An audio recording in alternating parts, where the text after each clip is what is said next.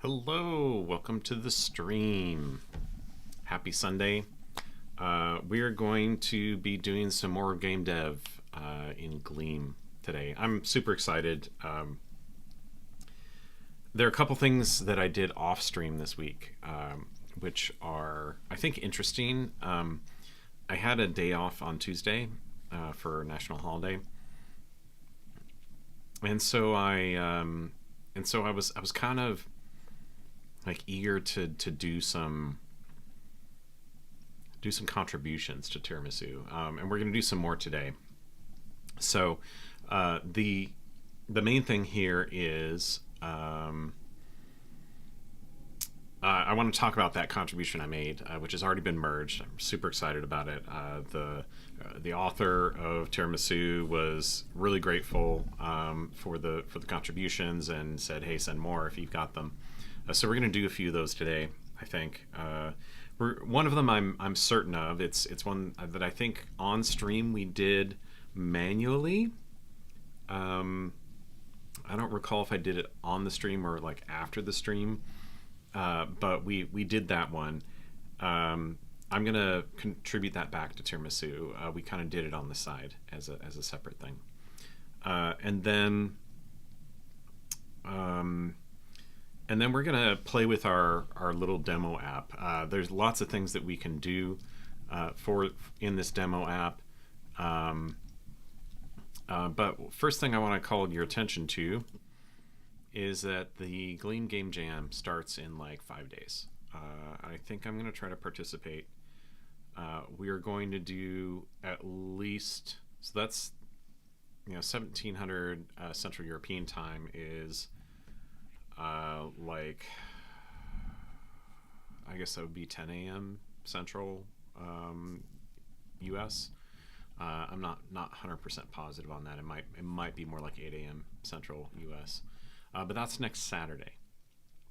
And it's going to run, so if you look at the rules, it's going to run for 9 days. So it's going to end on November 30th, which is really convenient in that that's kind of a holiday weekend for the United States. So I also am taking additional PTO during that week, so I may be able to stream, but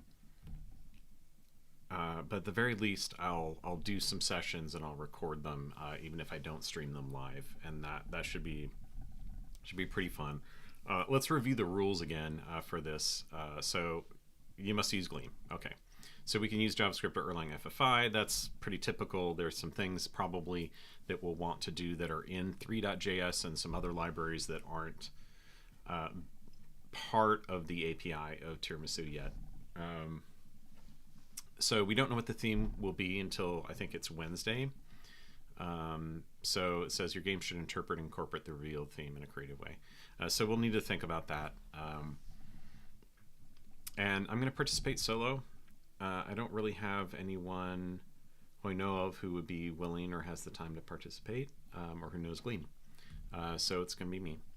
So I'm going to start from scratch. They say you can use existing libraries and assets, sure, with proper attribution. If we do something like what we've done in our demo app with Kenny assets or something like that, we'll be sure to make attribution for that. This is interesting. Games must be open source and published on GitHub. So we will create a repo that is open, like public from the beginning. Okay, content appropriate and respectful, etc. That makes sense. That's not hard to accomplish. Okay, so the games are going to be evaluated on theme interpretation. How creatively does the game use the theme? Does the gameplay bring something new or interesting? So innovation. Polish, how refined is the game's presentation? So polish should be basically the last thing that we do. Okay, so I think the interesting thing about this prospect is not just that, hey, we can use Tiramisu, which is a great binding to 3.js, which is pretty powerful library. It's more that, like, sometimes those the things that you want to do in a game, maybe, there's so much of an emphasis on screenshots and graphics and stuff like that, but what is really interesting to me about games is the simulation. Like, how do you build the world, and what are the mechanics in that world? And I think that having a functional approach, having a data-driven approach, which part of what attracted me to Bevy in Rust, that really lends itself to like focusing on what are the rules of the game. And I don't know what the theme is going to be yet. Obviously, we've been doing our demo with like pirate stuff because pirate games have always been fun for me. This year, it's funny. I don't really ever play games right when they come out, with a few exceptions. But I finished Assassin's Creed Black Flag, which is pirates, and then Rogue, which is a little bit like pirates. And those are all like 10-year-old games. But before, I guess it was about 2004, 2005. I got into a game that I hung out in for, I don't know, maybe 3 or 4 years, called Yo-Ho-Ho Puzzle Pirates. Excellent game.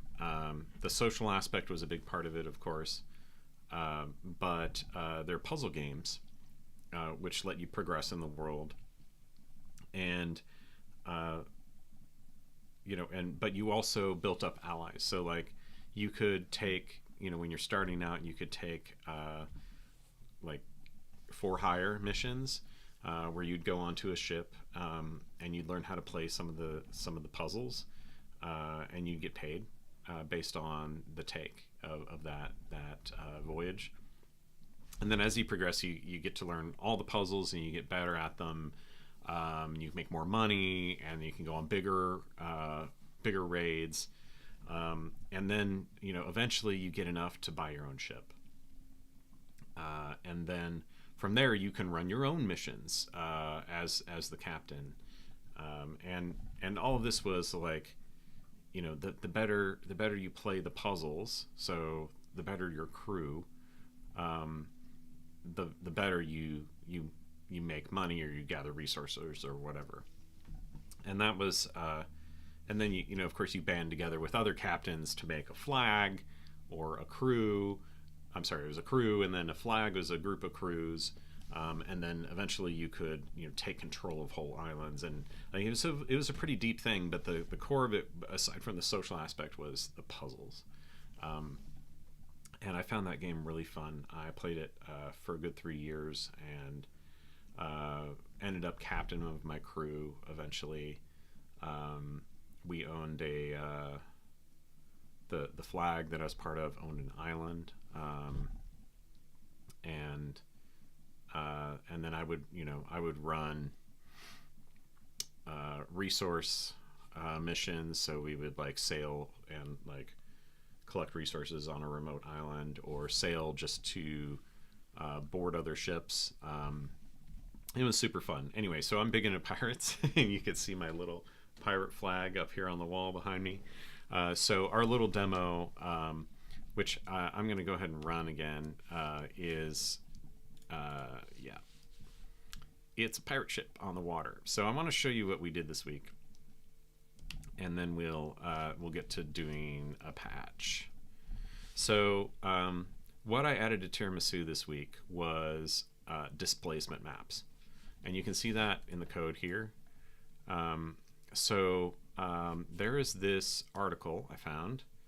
I was looking around for like, how do you make realistic waves or realistic water, and this is a very old, so 2005. Wow. But it's I guess a really well-known technique.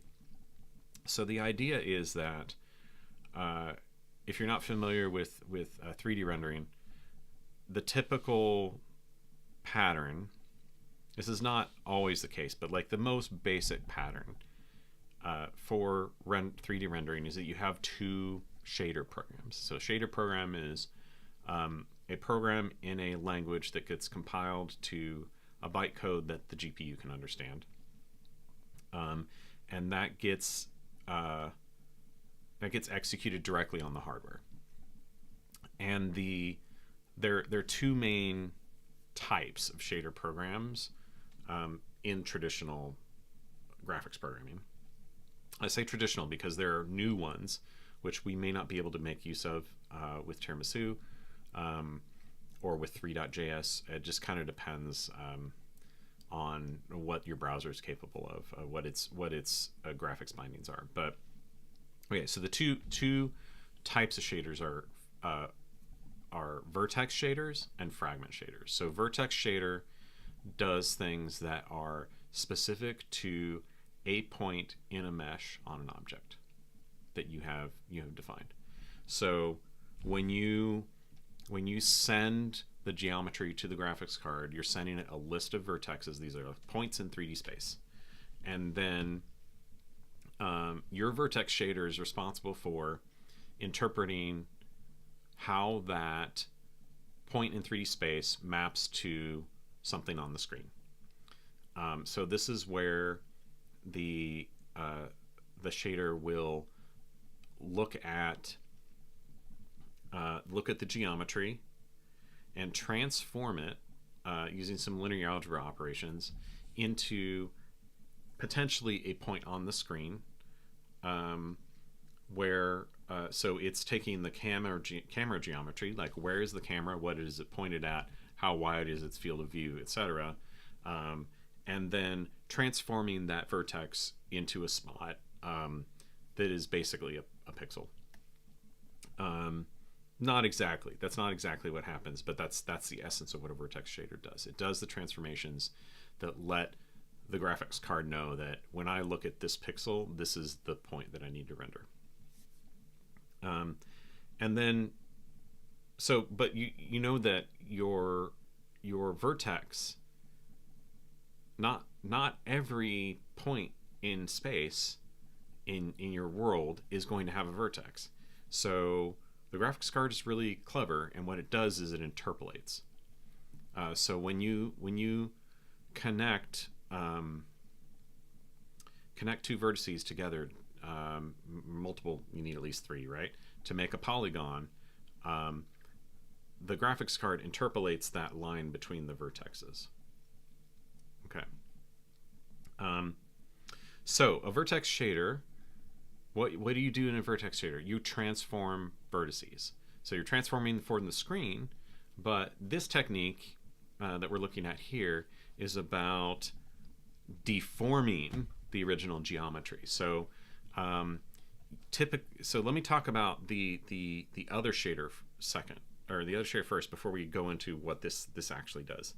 So the other shader is called a fragment shader. This is how do you color a single pixel, and it's basically like the sort of stuff like applying textures or applying colors, applying effects. That's what you do in a fragment shader. So it goes through these two passes. You have vertex shader, does the geometry transformation. The fragment shader takes that transformation, goes, what should the color be? Fragment shader, textures, lighting, shadows, all those things that you think of are aspects of how it looks, not what the structure of it is. That happens in a fragment shader.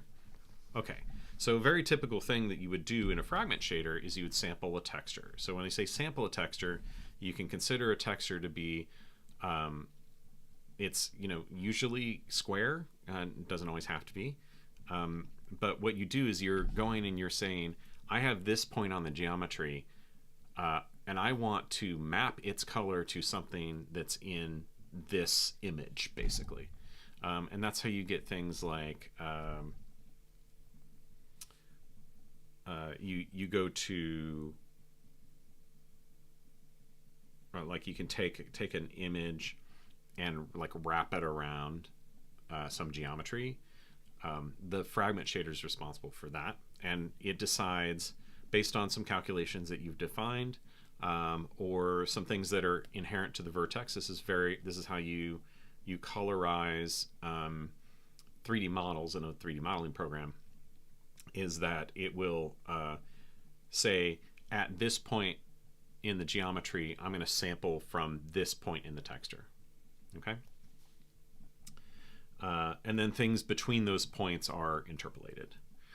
So that's what texture sampling is. It says I'm going to take, whatever input data I have and find a spot from 0 to 1 on the 2 dimensions of the texture, which color to pick out. Okay. So the interesting thing is that is a great way, an image is a great way to send data to the GPU because it's incredibly dense. It's already well supported. And as you can see, like nearly 20 years ago, maybe more than 20 years ago, they figured out, oh, hey, if your driver supports it. Oh, thanks, Jamie. We're taking a break from that. We'll come back to that possibly in December. We're gonna do some graphics. So they figured out that if the driver supports it, and this is nowadays it's like, yeah, of course the driver supports it. This is 20 years ago. You can use a texture in the vertex phase. Like so in the vertex shader, you can sample a texture and use that to reposition the vertex. So that's what this technique is. This is, you pass a texture, it's a monochrome texture, so like black is 0, white is 1. And then you can use that to, and basically the way this works in 3.js, I went and read the shader code, is a little formula where you take, and let me just pop up my buffer here and we'll sketch it out. It's like you take the original position and you're going to add something to it, right? And what you're going to add is you're going to take the normal. So if you have a mesh, every vertex has a position, but also has a normal. The normal tells it points in the direction of visibility, right? And you typically use this for shading, for lights, for that sort of thing. But the normal says this is the front face of this vertex, okay? So you're going to take, but the normal is, when I say normal, it's not just normal in the sense of perpendicular to the face that this vertex is attached to. It's also normal in the sense that it's normalized. It's length 1. So you can take the normal vector and then we can scale that normal vector. So we can say we're going to add or subtract something to this position in the direction of its normal. So we're not actually changing the way that the vertex faces, but we're going to move it, right? So if you're not familiar with vector math, this is not going to make sense to you, unfortunately. Okay, so we're going to take the normal. The normal is of length 1, but it has a direction, right? So the main thing that we're preserving here is direction. But what we're going to do is that we're going to scale the size of that normal. Okay, and then what it's going to do is you're going to sample the texture. Okay, so we pass a displacement map. And the sample is going to be based on the UV of this vertex. Okay, so when I say UV, your 3D space coordinates are in X, Y, Z. Your texture coordinates are called U and V. So U being the X-axis basically, and V being the Y-axis of this texture from, I think it's from bottom left to top right, or it just depends on like what graphics system you're using. But you can just think of it from 0 to 1, right? And so whatever vertex this is with, you'll go and you'll find what is the pixel closest to that spot in the texture. And that'll give you back a color value. Okay, that color value, we said it's monochrome, so you really only have to care about one channel. So we can say that, I'm going to sample that and I'm going to take .r, so the red channel, or the blue channel or whatever. It doesn't actually matter. Okay. And then there's another factor. So the thing is, this is going to be 0 to 1, right?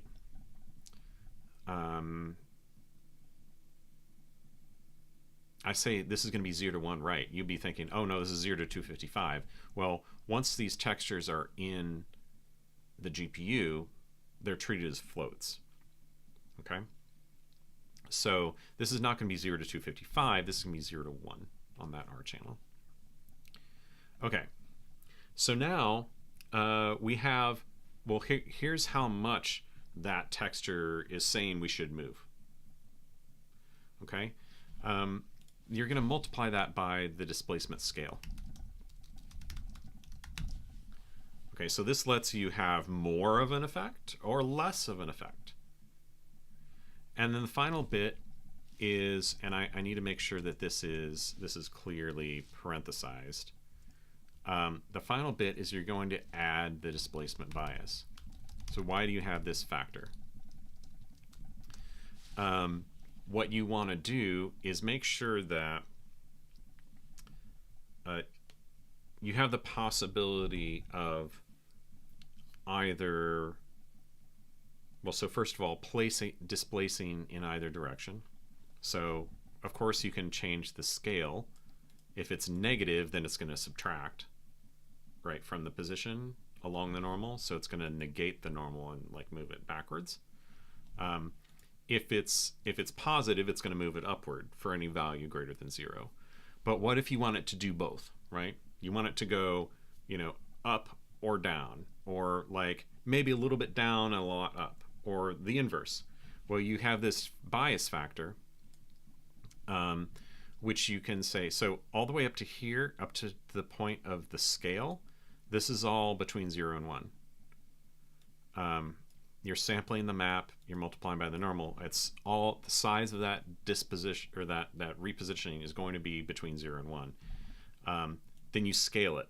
Your scale can make it grow way greater than 1, oops, or way less than 1.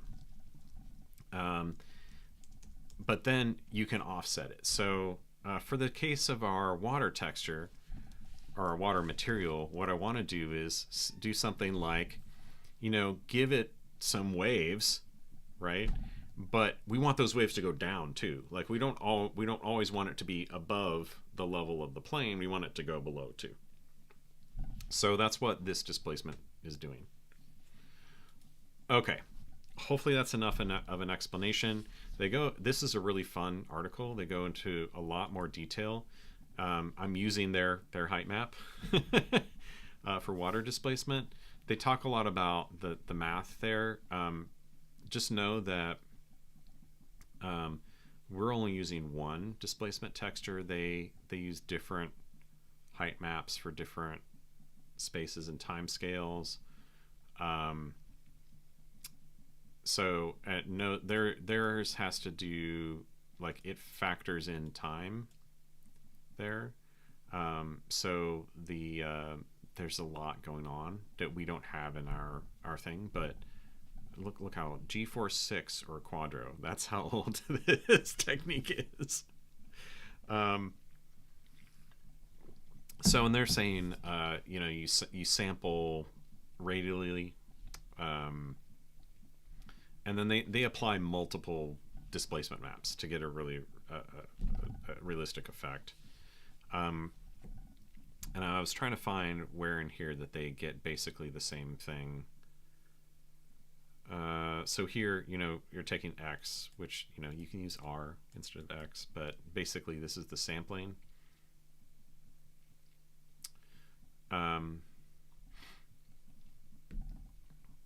Okay, and then they're tweaking the Z. Now they have a different coordinate system than we do. I think that this is Z up instead of Z forward.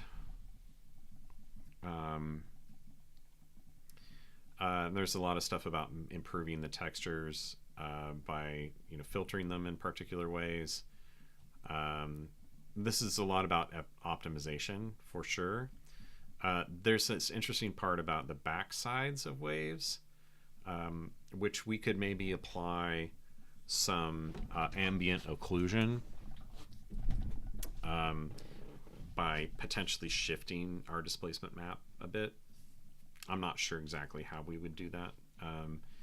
But see, like this is the sort of, and I'll zoom in a bit. This is the sort of effect you can get using displacement maps. You can see how this is, rough, and there's like reflection in multiple directions from the directional light of the sun. And it looks like they did multiple layers here, so you're getting sort of the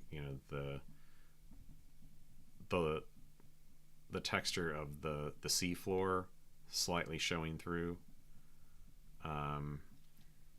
And they do some stuff with deformation, which we may want to play with, which is like inspecting the objects that are in a particular place and using that to tweak how the water looks. This is pretty deep article, but the essence of it is we have this displacement map. So I'm going to go back to our demo, but you can see here, so I made a number of changes. This is the first change, was the displacement map. So remember, we had a sheet and it was 20 by 20, which means we have 400 vertexes to sample out of this texture. And this texture is this, which is not huge. But you can see, 20 across, 20 high. That's the output we're going to get. And I scaled it pretty dramatically so that we can see the effect. And you can see here along the edges of this, we've got like serious deformation. Now, the other changes I made, I updated the camera controller so that we can, look at it from multiple angles. But if you look in here closely, you can see, hey, this wave is coming up over the edge of the ship, and on this other side, it's not. So this is the sort of thing the displacement map can get us, and you can see sort of like they're not exactly highlights. I made this partially transparent, but we can do.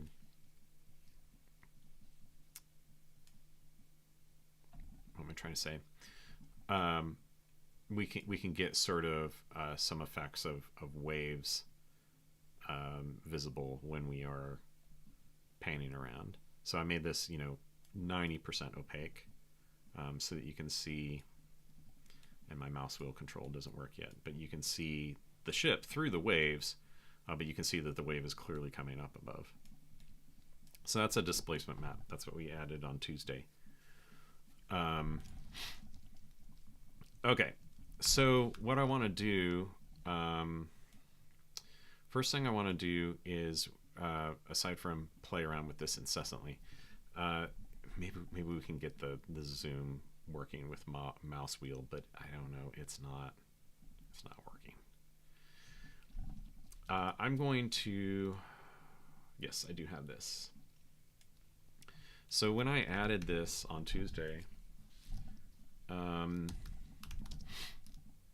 I added it to this this example, and the nice thing about this one is they have displacement maps as part of this texture definition, right? And that's pretty cool. Sometimes they're not.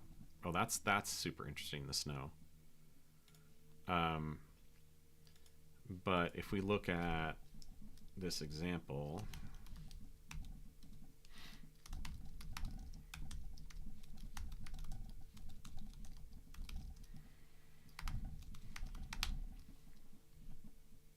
well, I need to, oh, I've got it running. Here, let's kill that one.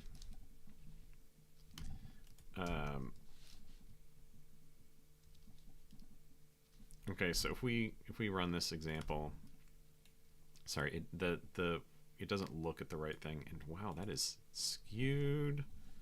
Let's see about, okay, that perspective's a little bit better. But this wood texture got the displacement map, and I don't know if it's possible to see that very well on stream. The lights are swirling around, but you can see there's ridges, and especially around the knots and things, they're raised or lowered, and that's pretty cool. that, you know, whoever the artist was that did that wood texture took the time to make a displacement map, and then we can scale that to make it look pretty realistic. Now, the downside is that because this is a sphere, we're going to get a groove on both sides. Or maybe it's 4, yeah, because it's like each, not exact, you know, yeah, it's about 4 times around on this sphere. And that's just the edge of the texture falling off, the displacement map texture. So we could probably do something to improve upon that, but that's basically what I added on Tuesday. Okay, and it's not I think the camera's not right on this particular demo. Note how that squished things when I changed the dimensions. If I change it back, it like gets a little bit better. Huh. Okay. And yeah, like that's not right. There's something wrong with the camera there. Okay. So what I want to do, make sure I'm up to date here. Okay. Oh, not origin, upstream, main. Okay. Last time we made this sheet geometry, and this was our own custom thing, right? We basically exposed the segments, and we made this. But really, this is just to get around the fact that Tiramisu doesn't have control over the number of segments in a plane. So we're going to make a really, hopefully, easy, quick patch for that. And what we can do here, let's just close all. Let's see the geometry showcase. I want to make sure that we can do this, like update this.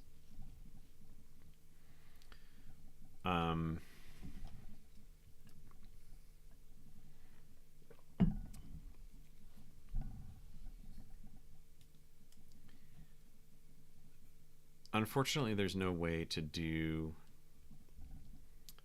optional arguments that you don't specify. We could pass option, but I think what we want to do is instead, so what we want here is the width segments and the height segments. So this is how to subdivide the plane, right? How many points to make along any edge of the mesh. So I think what we want to do, let's go look at not that, but geometry. And let's jump to plane. So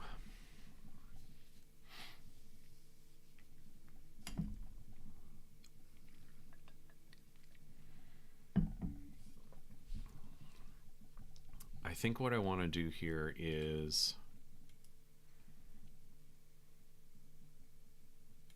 first let's make a branch. We'll call it plane geometry segments. And I want to go update this. So I think, you know, this is opaque. You're not supposed to create it outside this module, so we can change this however we like. Note that cone geometry has segments, but this does not. Sphere has width and height segments. So let's make width segments here and height segments. And then that's going to break things, right? So here, what we want to do is we'll say 1 and 1. So we're not going to change the existing plane. This will be backwards compatible. But I'm going to make another one, which is sheet, like we did in our... It's interesting these don't have docks on them.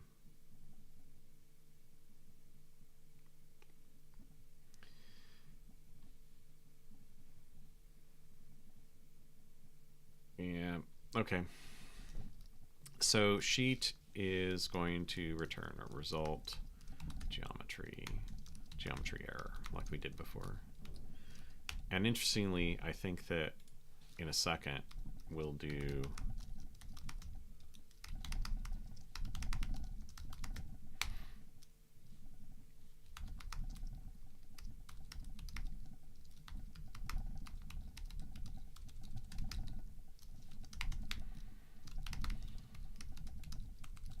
we could also pass segments as a vec2 event, but I don't really think that that's going to be that helpful. Height segments, make sure we don't. I find this syntax a little bit tedious in Gleam. I wonder if there'd be a way to improve that. But this lets you do named arguments, basically. Okay, so we basically need these things. And what we'll do eventually is just call sheet with 1 and 1, right? Okay, so we're going to do bool.guard again. And we'll say width segments greater than 0.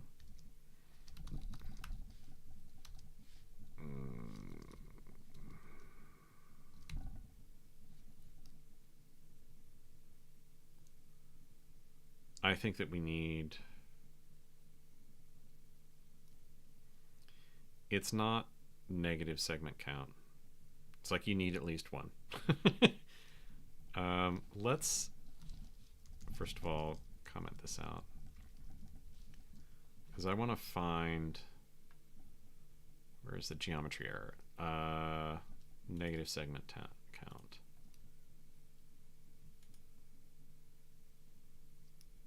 So this is cone. Okay, I mean less than 3.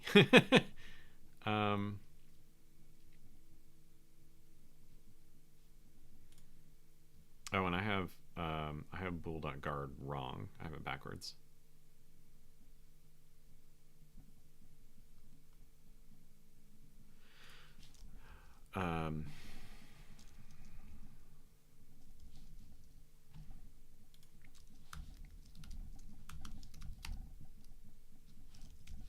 So we'll just reuse that error for now. And we'll use this for height segments as well. So we're just validating our inputs here. And actually this needs to be less than 1, right? Okay. And then what we'll do is we'll do plain geometry width, height, width segments, height segments. And I like using the colon versions and make sure that they go in the right fields, even though this might be, even if this is reordered. So now the interesting part is we can go, since we have this, we need to make a test for it probably.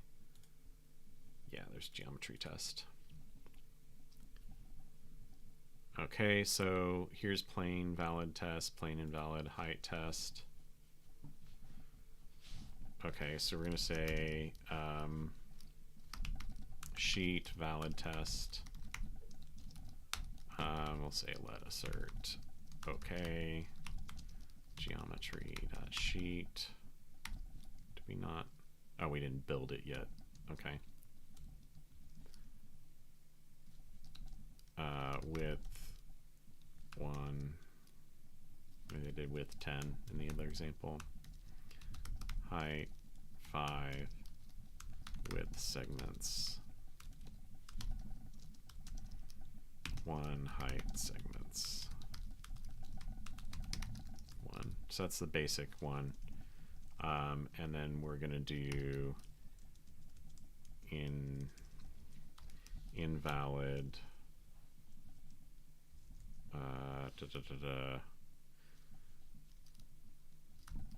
let's just duplicate these. You know, it's not all that interesting, especially since we are going to redefine plain in terms of this one. Oh, and I know why. We haven't. We need to implement this. So plane geometry. We'll just comment that out for now.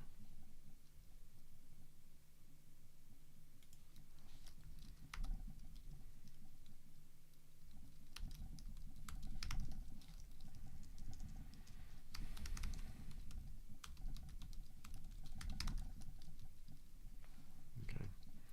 And that's just, we're ignoring them, but we will go back and fix that FFI. Now it'll probably. So let's do this. Oh,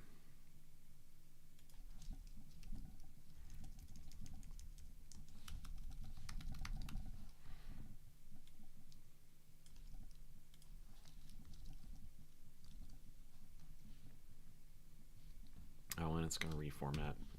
I think I ran into this with. Oh no, wait, no, it's not. It's not reformatting any of that. Okay, so we're going to do this and duplicate this test and invalid height test, and we're basically going to go and change that to 0.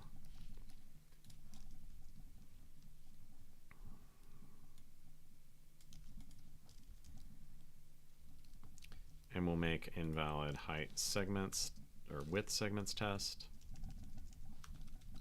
This is just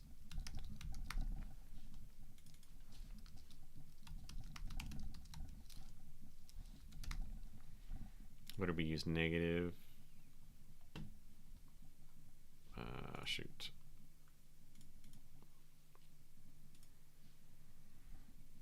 Negative segment count.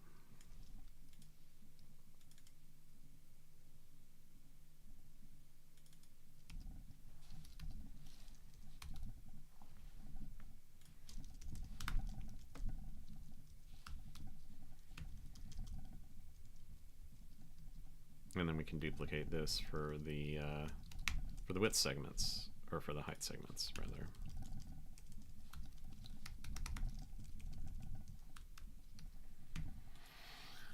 Okay. So now we can go back and say, let's redefine plane in terms of sheet. So what we can do is width, height, width segments is 1, height segments is 1.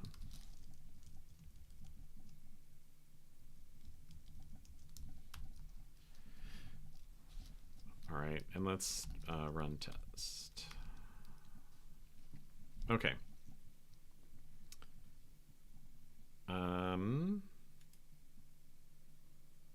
Oh, I messed that up. You got non-positive height, not non-positive width, right?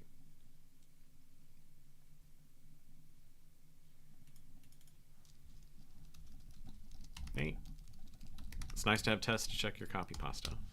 Okay, so that passed.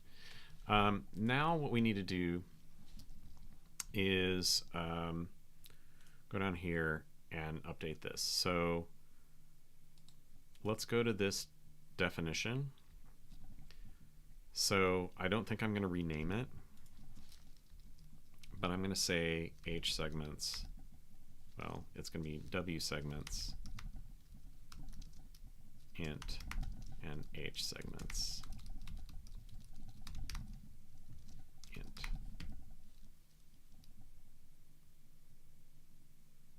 No, it doesn't like that. We'll keep it width segments.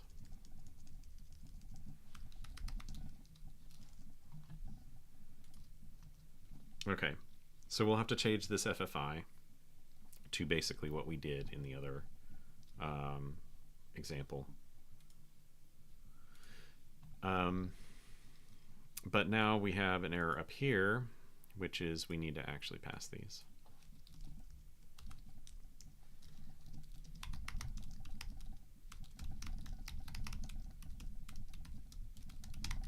Okay, easy enough. And then let's go into the FFI. So this is basically what we did in the other one. create plane geometry. Now we need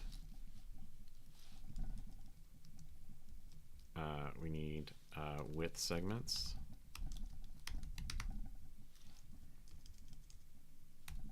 And let's do it in JavaScript style. Height segments. Okay.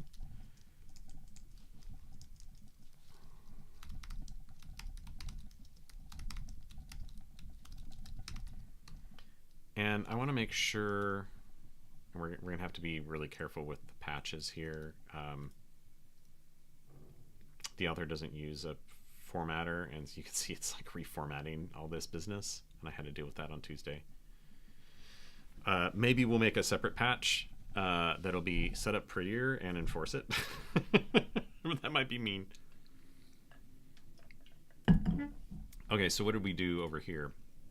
We basically just pass it like that. So that's the only thing we have to change.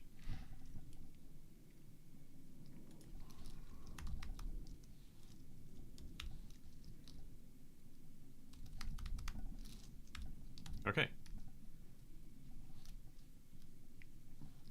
Now what I'm going to do is stage this and stage this, and then all the other changes in this file we can ignore.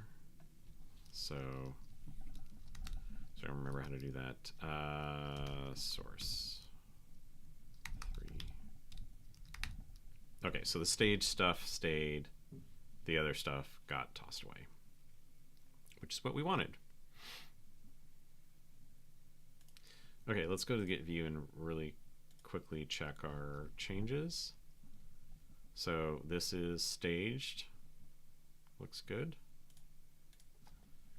We've got the updated plane geometry with segments.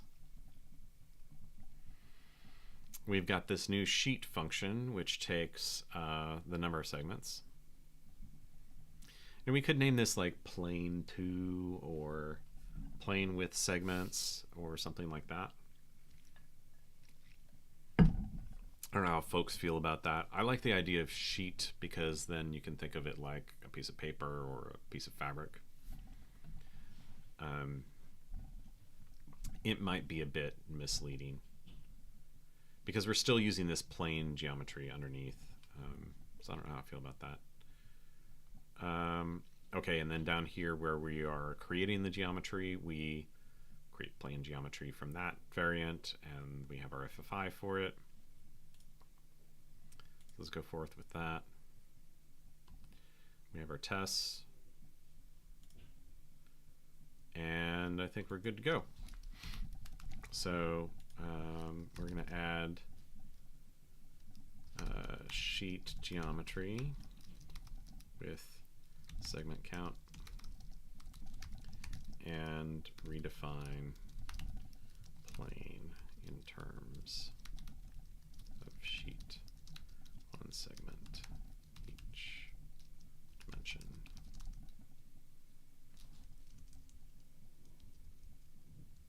I'm going to make this a second line. Let's say also redefine plane in terms of sheet using one segment per dimension.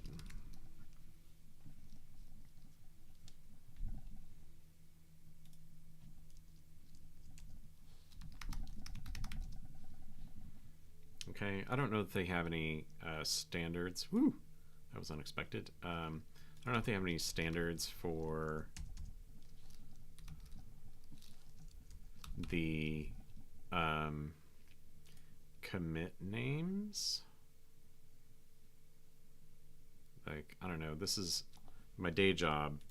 The first job I've had where like commits need to be formatted in a particular way. No, it's not. Like here's me.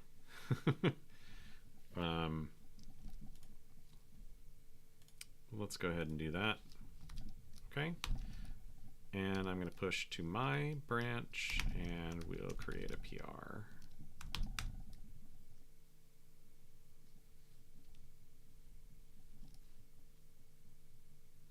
Okay, so we've got a PR. There it is. Cool, one down. Now, even though we don't have this committed, we can make use of it in our demo. So we can get rid of our custom FFI, and then, you know, when the author, Renata, gets around to merging my PR, we can, hey, that was fast. You love it when your CI is fast. So when she gets around to merging this PR, then we can just switch back to main. Okay. Cool stuff. All right, so that means that what I can do, because what I was doing on Tuesday is I pointed our demo at my local copy, my local checkout of Tiramisu. So we can use that, which means we can basically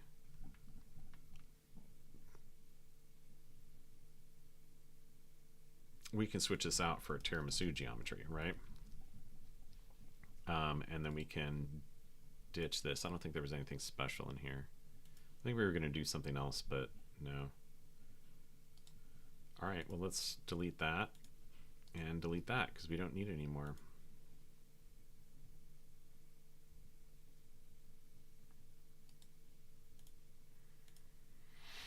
Okay, cool.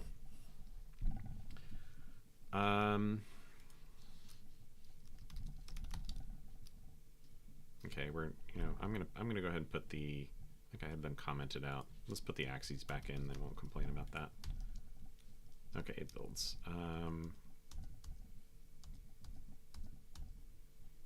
Let's run our demo. Okay, so here's our pirate ship again. You can see the axes now.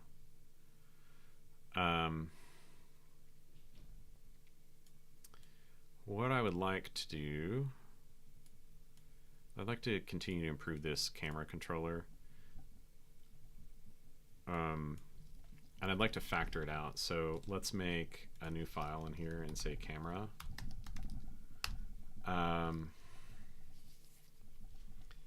And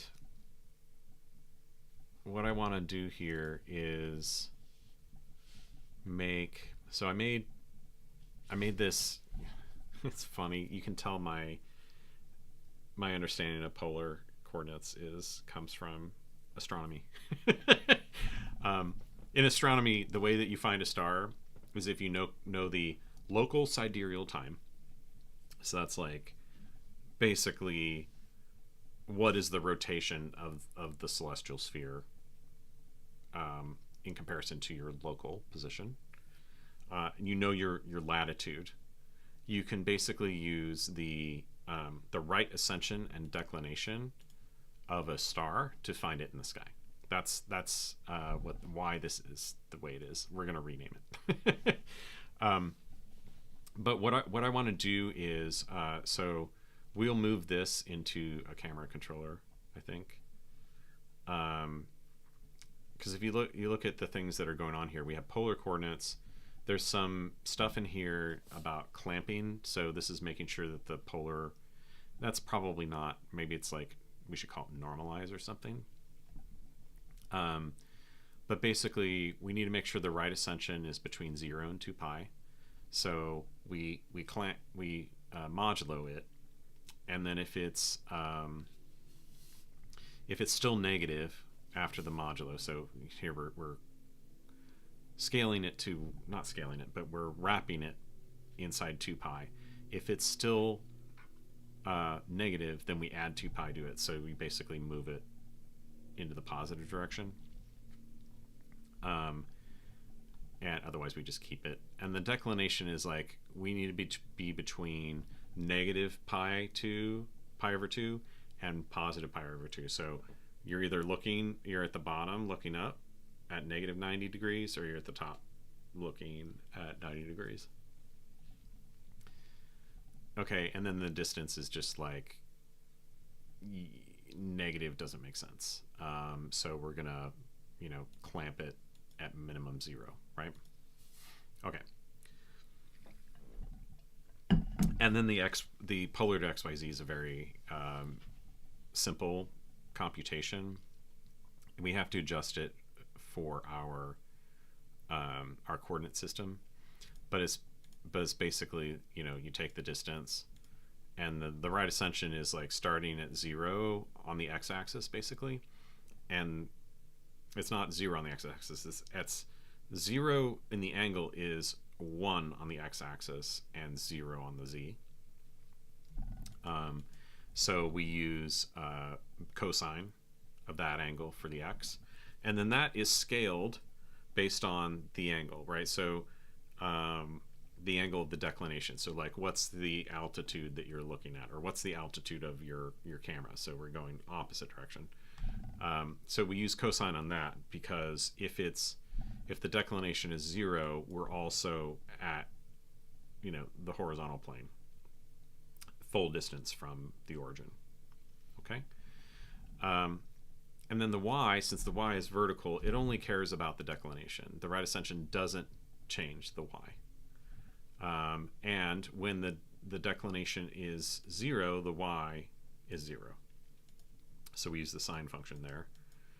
And then the z is kind of almost the inverse of the x. But we know that if the right ascension is 90 degrees, then we'll be at 1. So we use sine for that. And then we also scale it by the cosine of the declination. So the two horizontal directions are always scaled by the cosine of the declination, whereas the vertical direction is scaled by the sine of the declination. So that's the rationale for that conversion. We're going to pull that out. And then down here, you know, I named it camera rotation. I kind of want to name it camera controller because I'd like to do more with it.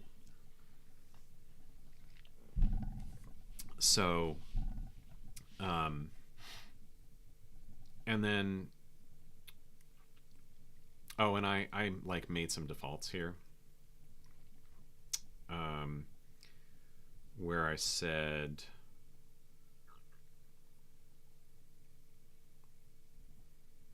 why did I do, oh, I was thinking here, like, you would be at negative z is where I wanted the right ascension to be. And the declination is like, hey, we want to be about 30 degrees up, so pi over 6. And then the distance, I said 15. Now, the thing that didn't go right here is that, so in our update function, I did all this stuff, and this is what we're going to put into the camera controller. So like, obviously, if the left button isn't pressed, then we don't do anything. If we do, then we want to get the x and the y delta. And this is the x and y of the mouse, right? So previously we had the x delta, and that moved us around. That makes sense, right? And maybe we should change these to h delta or like horizontal delta and vertical delta, h delta and v delta. That would make more sense. And then I got the delta of the wheel, the mouse wheel, because I thought, hey, zoom would be great with the mouse wheel. That doesn't seem to be working, unfortunately. Okay, and then it's like we do all the calculations of how do we change the rotation. And this is basically the thing that we had before. And I can make this go faster. Maybe we should put in a speed here. Like speed should be a fact, move speed, and we can put that into this computation. But we scale the y delta by the canvas height and the x delta by the canvas width, which makes sense. And then it's like this is going to change the angle.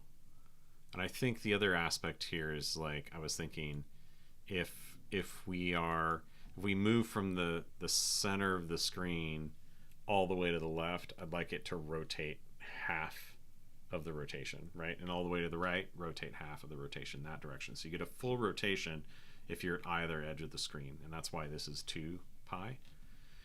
But here, for y, you don't go over, right? Like, we're not allowing you to go over. If you go all the way to the top, you get stuck. because we clamp the polar coordinate. So we could change that, how that behaves. So if you go beyond the top of the screen, you'll go over on the other side. But I was, yeah, I think so. This is not just speed. This is like, what is the extent of the angle?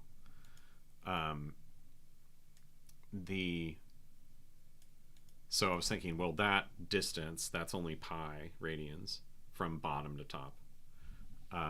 So that's why this is pi and not 2 pi. Okay, and then I was like, hey, just scale the distance with the wheel delta. But if we look at our demo, you can't see it, but I'm moving my mouse wheel up and down, and it's not moving anything at all. Oh, and I know why. I'm a bonehead. Watch this. Okay, I'm holding the left button. Now I'm zooming. Oh gosh, I messed it up. Yeah, we kind of broke things. So we're going to need to clamp the distance too. Probably make a max as well. So let's say, let's clamp that. So we're going to make it a minimum of 0 and a maximum of like 20. We can, okay, and the issue is I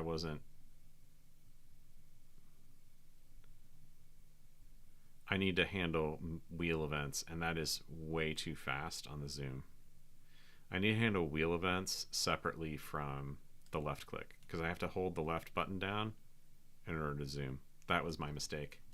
But let's get that into a camera controller. So and let's first see that we can't zoom out any farther than that.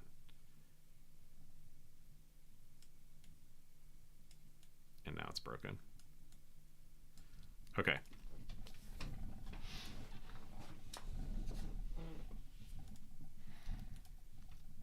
All right, so we're gonna make a camera controller. Let's make controller. And so this is going to have, what we want in here is basically the stuff that we have in this this camera thing. So we want to make it, give it an ID.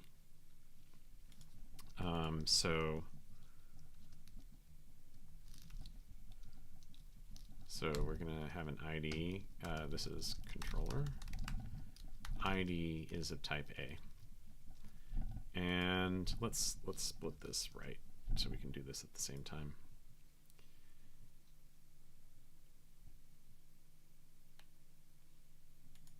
And I think that we want to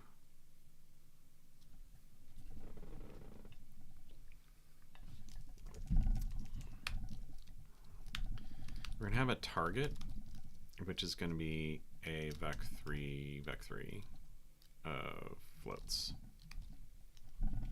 So that's going to be this look at thing. And then we're going to have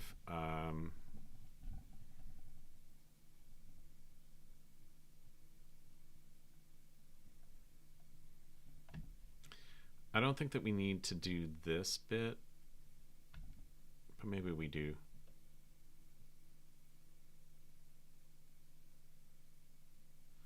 Let's rename this file camera control, because I don't want to make it confused with camera.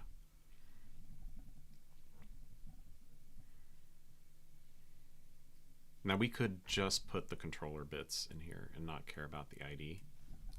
Let's start with that. Okay, so we'll have a target, which is what are you looking at? Because we're going to want to tweak that. We want to put like WASD in there, right, to move it around. And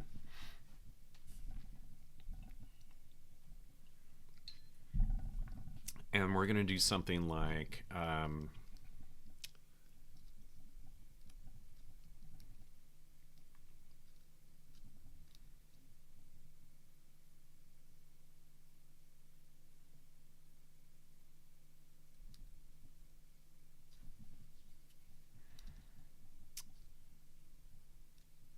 let's call it position. And this is going to be our polar coordinates, but we will pull that in here. We'll say polar. And we're going to rename those fields. I'm going to make them, this is R, this is theta, and this is alpha. We'll rename those. Okay, and then we're going to have some stuff like that we threw in here in our clamp function, which is, you know, the distance. So we'll say, let's say max zoom or max distance. Let's call it that.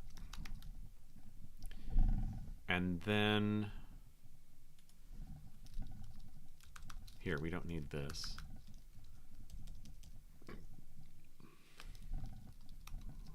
I'm going to make this so, well, we don't care about it being opaque.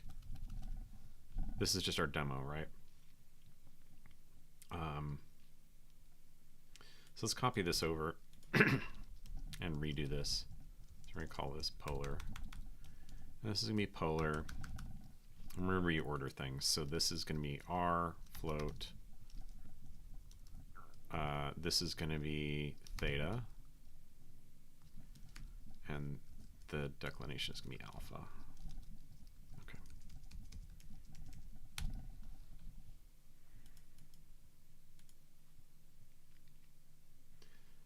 Okay, what else do we need to handle here?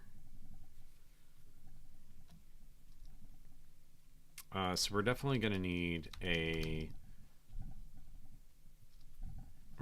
update function, and that's going to take the controller, which is a controller, and it's going to take the context, which is a Tiramisu context, and we're going to return we shouldn't have any effects. What we're going to return is a controller. Okay, so we're going to have update.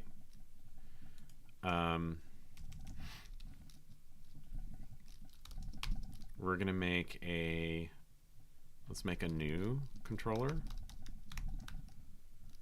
And let's put in the max distance.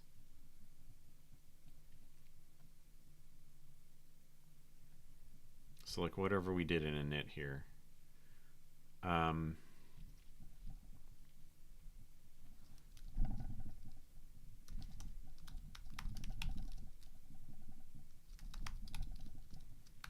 this is going to return a controller. Maybe we'll return result. Let's just make it. Just assume we didn't mess it up. We're not trying to make this type safe yet.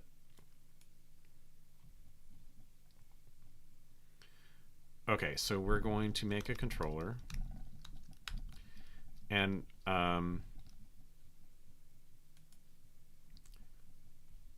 by default, our target is going to be, that's what we look at with the camera, right? So where is it down here? So this is going to be look at origin, right? So target is going to be vec3 splat 0. Our position is, we're just going to make a default okay, we got the import there now.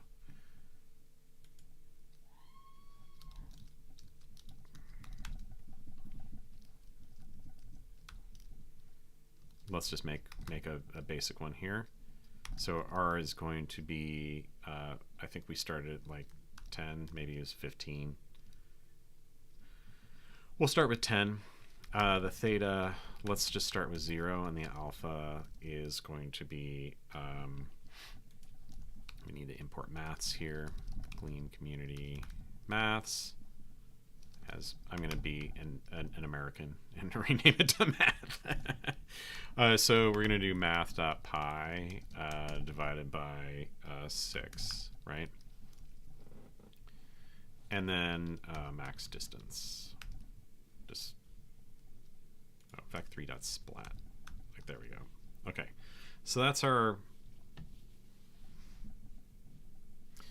context. We don't care.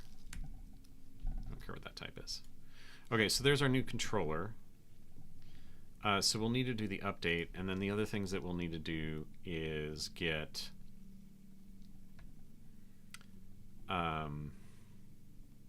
where is that camera bit? I always keep losing it. Okay, so we're going to need to get the transform. So we'll say transform as a function.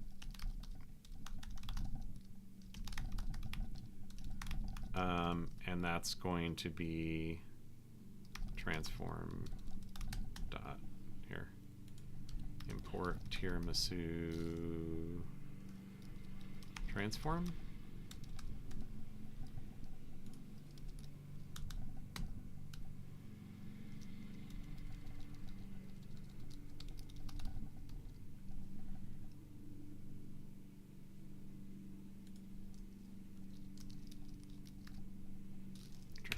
Okay, so this is basically just going to be this, right?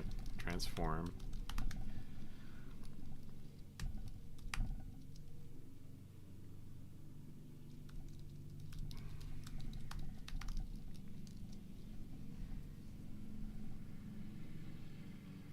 And so we're going to have to copy these functions in, these polar functions. And we'll get rid of them. So this clamp is, we're going to need a max distance float.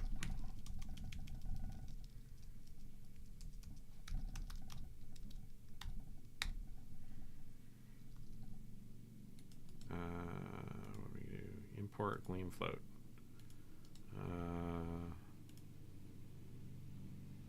Here.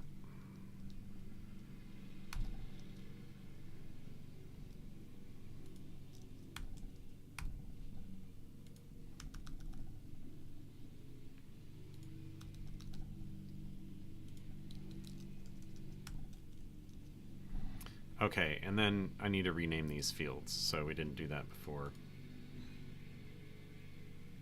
Yeah, let's just go over here. Get more space. Okay, so position will be controller dot position, and we'll pass polar clamp with controller dot max distance, and then polar to XYZ.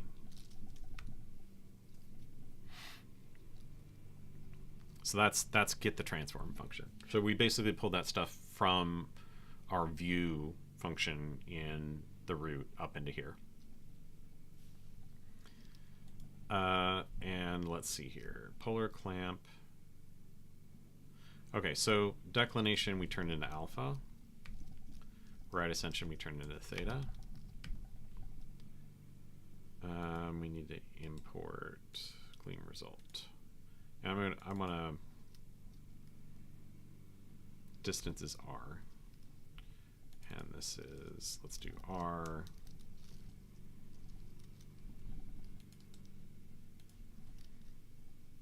alpha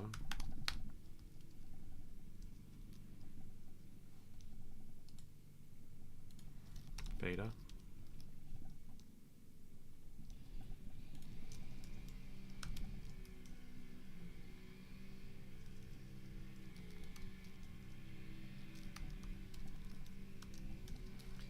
Let's get rid of that. Okay.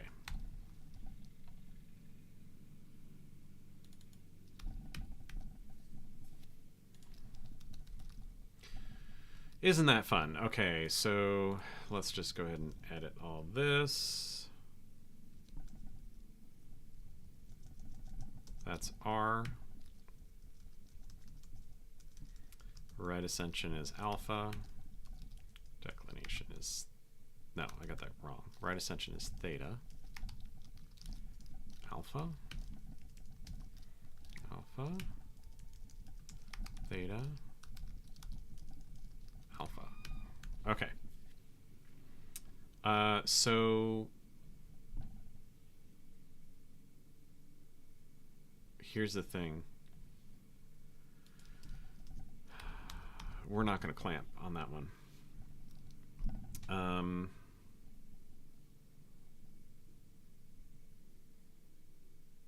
Line 36. Let me fix this. Yeah, polar. Okay. We're not going to clamp in the XYZ. I think that here we're not even going to export these, and we are always calling clamp before we convert to Cartesian. Okay. So the other thing that I want to throw in here in this controller is like a speed factor. But we need to let's port the update first, and then we'll add that speed factor. So now, rather than this, let's see if we can rename this. That LSP doesn't work. I'm going to say camera controller. And we're going to say this is camera control.controller. Okay. And then we're going to get rid of this business because it's no longer going to be used. Okay. So here we're going to say camera control new controller and max distance 20 like we were doing before.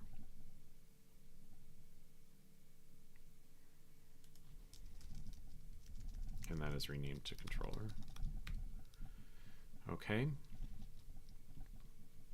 And yeah, so that's the init. Nothing to change there. Okay, so this bit we need to go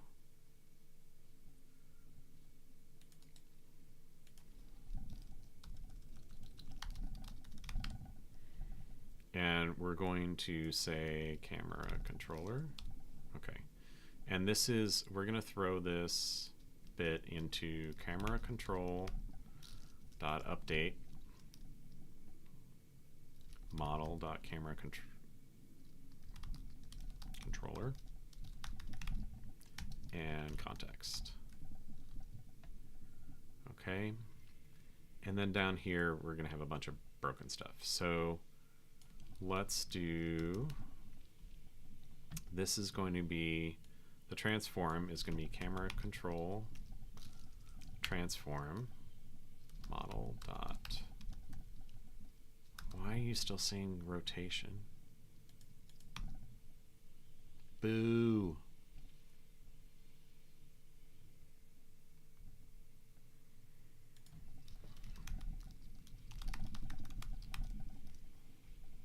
And then look at is going to be model.cameraController.target. And that's going to be sum, option.sum. Yeah. Okay, so we moved this stuff in here. I got rid of that. We're gonna have to look at the what I changed here, or we can redo it. Actually, would rather not redo it. I should have copied that over here. Now I'm gonna have to undo a bunch.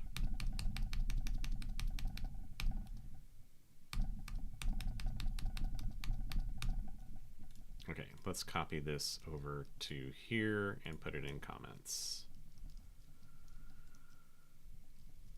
because we're gonna have to handle that. Okay. And then we'll just forward, update, redo.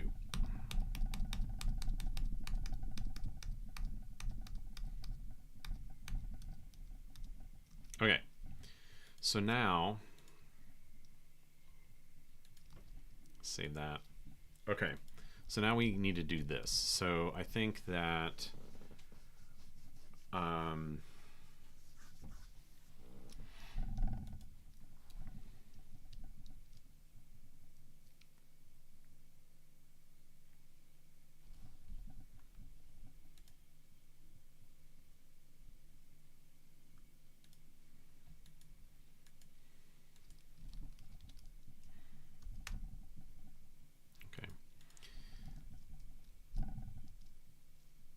all right, so I think that what we want to do is say we're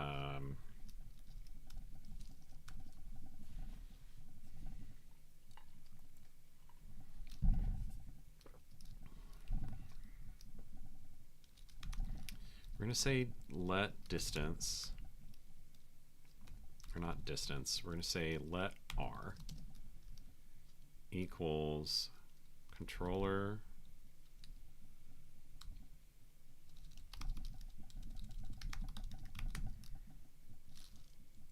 position.r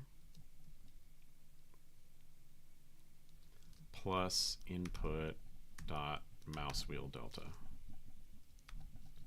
So we always want to apply that. And that's a float, so we have to do plus dot. Okay, so that's the first thing. And then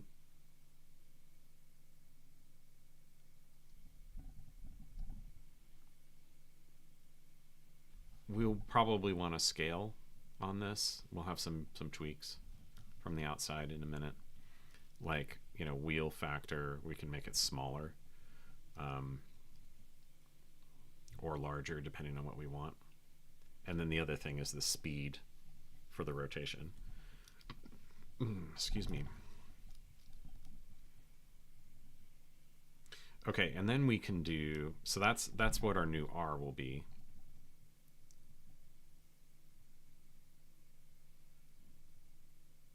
Right? And then our look at is left button pressed. If it is.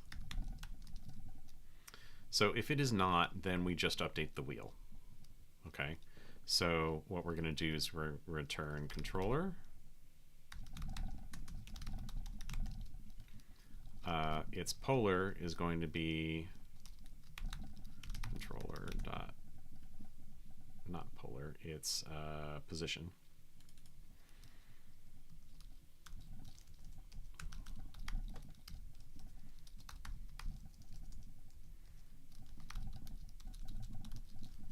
And we'll do an in-place update of that and just update the R. All right, if it's true, we're going to put a to do in here. We're going to position. Okay. You know, there may be a case where we want to do some stuff like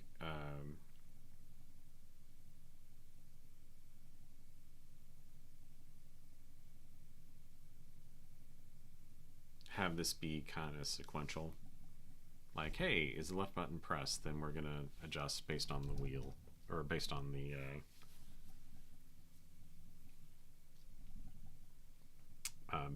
X and Y delta. So here we can kind of do this, except we're going to do a straight update.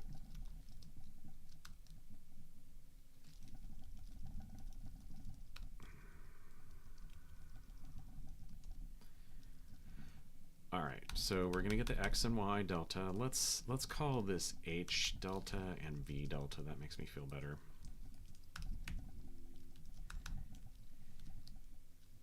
And we don't care about the wheel delta here. So what we want to do is return the controller. But we're going to update its position.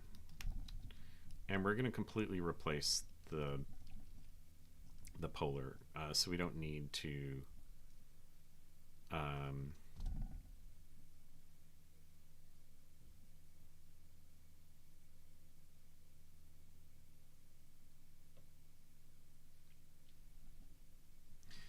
You know, the other thing that we would actually be better, I think, is let's say do let position here, and then we don't have to splat the entire thing. We just have to update that, and at the bottom of this function, we can say controller, and update the position.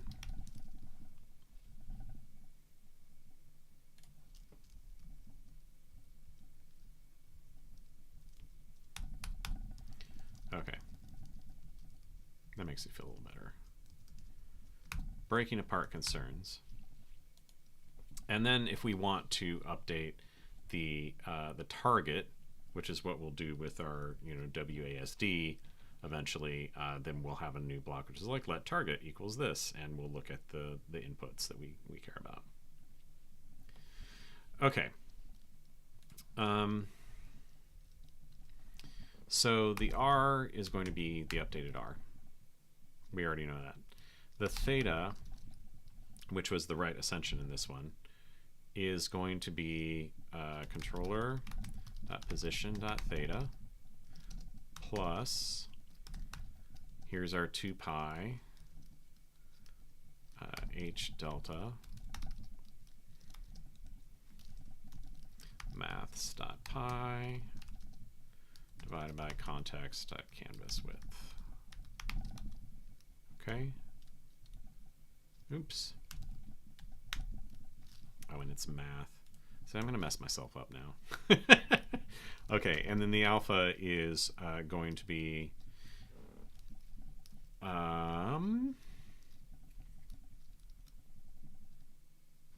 here's the other thing that we should do. Well, we don't need to. I was going to say clamp. Yeah, I think that we should clamp here.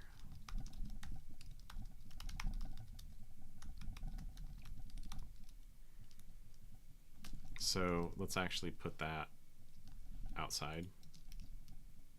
So we're going to do this case. Piped from a case. Where are the Elixir police? Okay, so we're going to update the theta and the alpha. Here, we're going to just take the y delta. Seriously? You're not helpful. Give me the local... Oh, it's not y delta, it's v delta. Give me the local function, the local variable. We're going to multiply that by math.pi and divide by context canvas height. Okay, so there's our updated polar. And I think that we've handled everything here. I don't know if you can hear that. I hope you can't. But there's football going on. Okay, so what did we do? So we took the mouse wheel delta and we're applying that to the distance.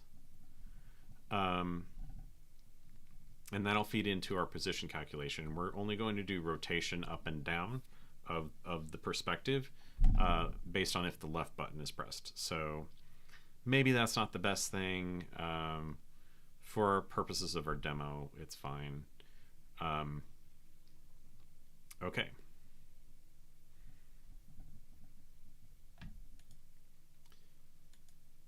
All right.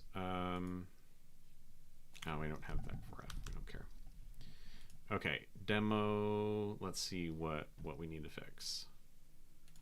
Okay, so we're not using input. We're not using result or float. How about that?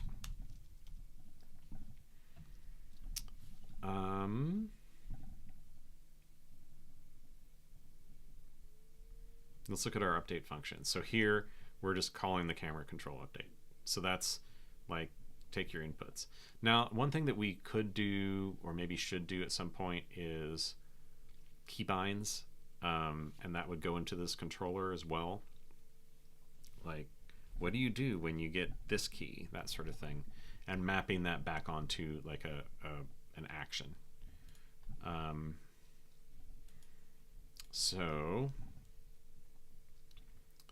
But we may just do WASD.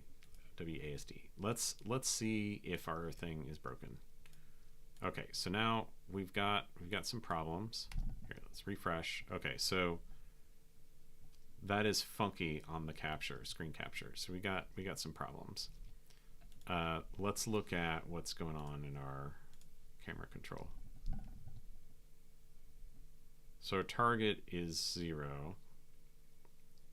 R10 theta 0 alpha pi. Let's put theta at math.pi.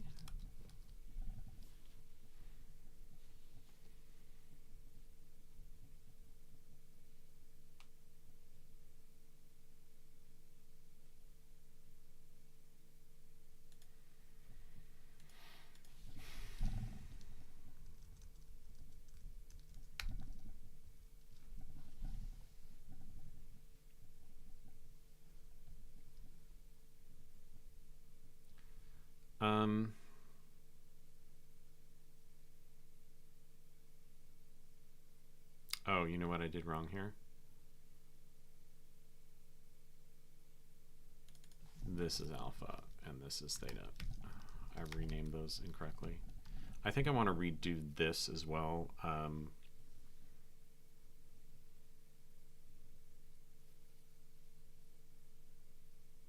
Use result map, result unwrap. But yeah, that should actually fix it. Let's look at our no. How did I break that so badly? Yikes. Okay, we zoom out.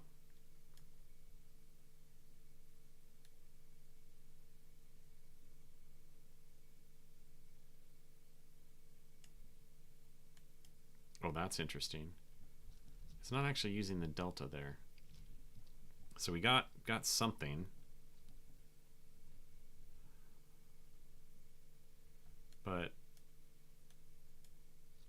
we've got some weird functions going on here. I wish I'd made a commit before I did this. Okay. So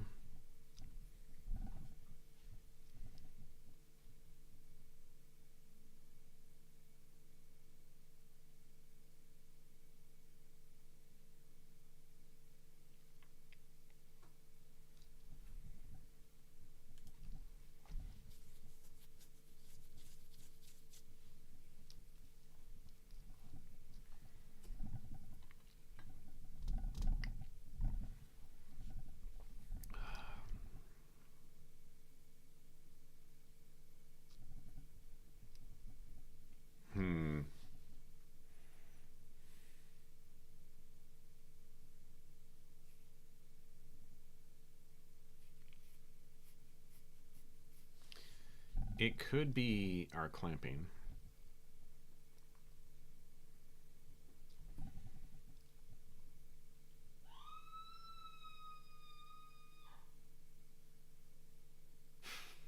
I don't know if you can hear that on the stream, but yeah, it's something.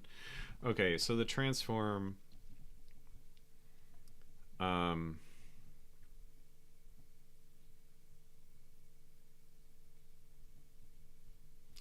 let's talk through all of this again, because I did this was correct when I last messed with it.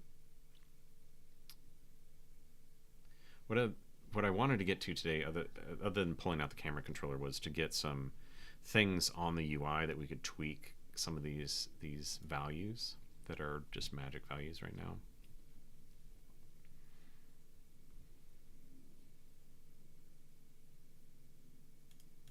Let's put this back up to 15. I don't think that's going to make any difference. 0 is fine for theta. Alpha, you know, math.pi divided by 6 makes sense.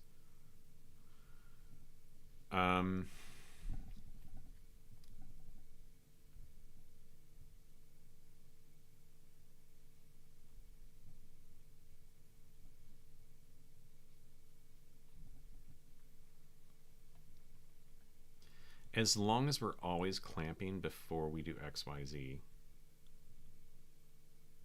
I think it's going to be fine.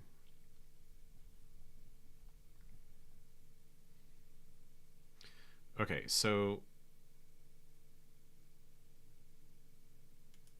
our declination angle, alpha, we're clamping it between negative pi over 2 and pi over 2.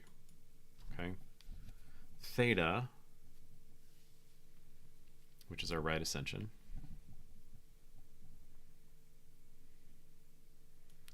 we're doing modulo 2 pi. Here's the thing. We might not need to clamp this. We might not need to clamp theta. I think the reason I was doing it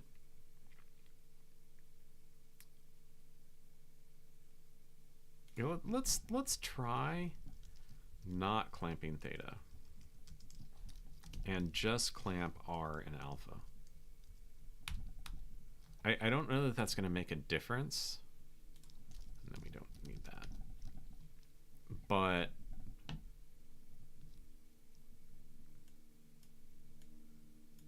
okay, we're getting way too much.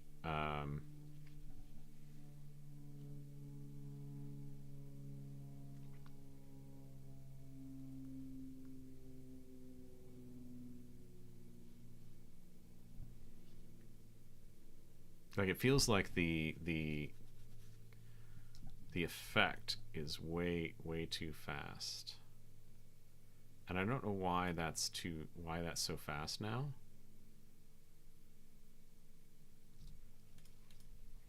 Okay, I'm gonna slow down the mouse wheel scroll substantially, so that's still too big. Let's divide it by 10. Okay.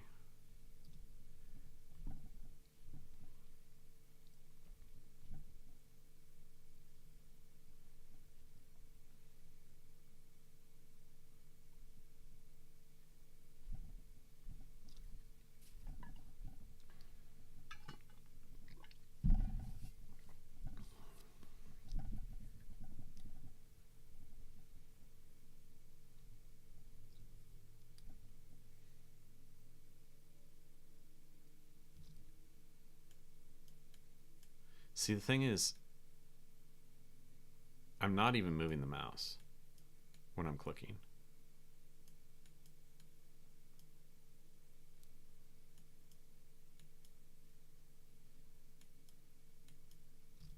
I think there's something wrong there.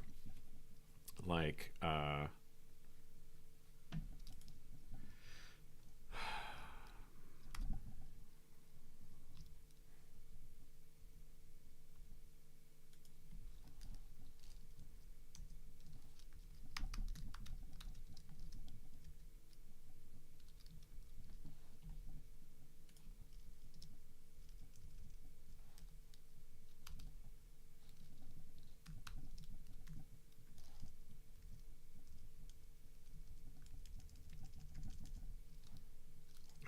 helps if I do this.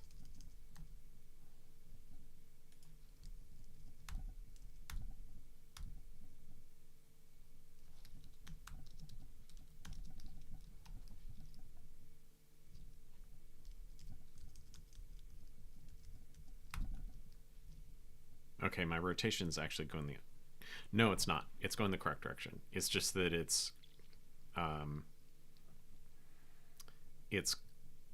clockwise, not counterclockwise, because our Z is forward. So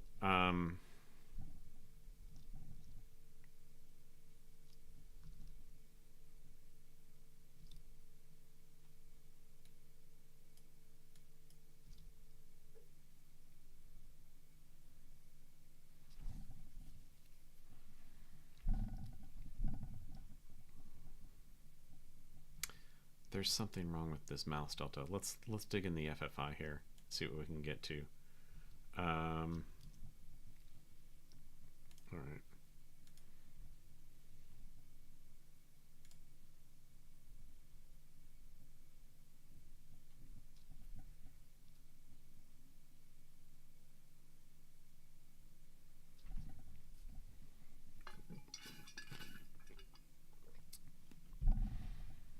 Alright, so they've got this class mouse state. Input manager.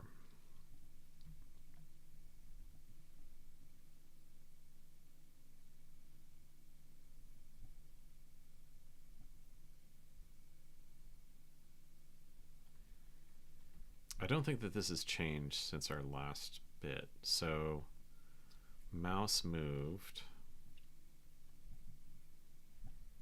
Okay, so this is like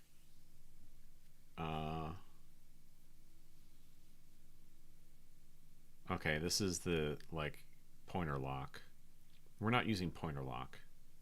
We could. I don't know if that would improve things. Let's try, because I think that it was still working in that other demo. So maybe if we switch to pointer lock, let's see how we can do that.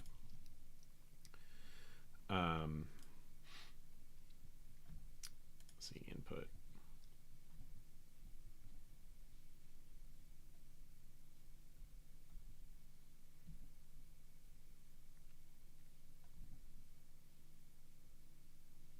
Is that part of here?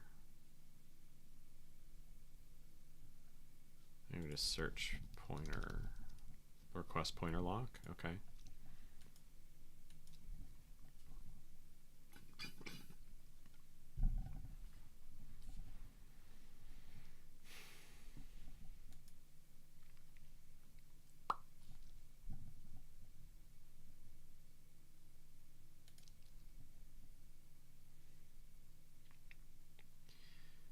The thing that I'm wondering about. Okay, so this is the mouse move handler. Makes sense.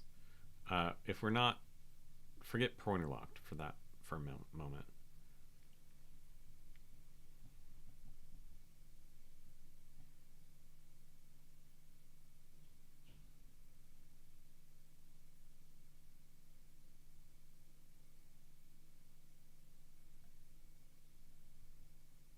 Is it just named wrong?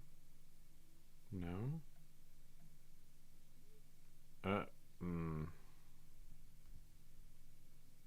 Okay, so this is the internal bit, and there's this. So where is this being constructed? Down here.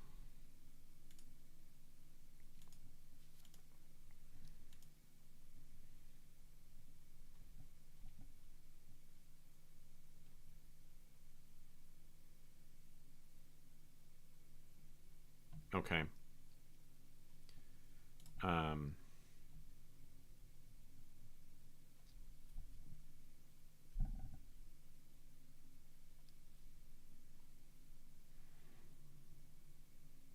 What's weird here is I think that it's thinking that this internal, or this like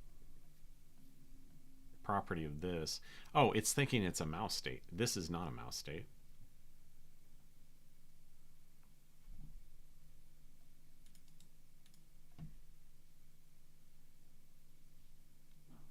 Because these are named differently.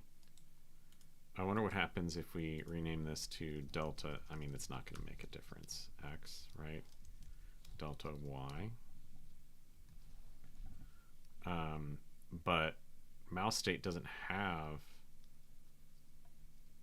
Here, let's just not update this.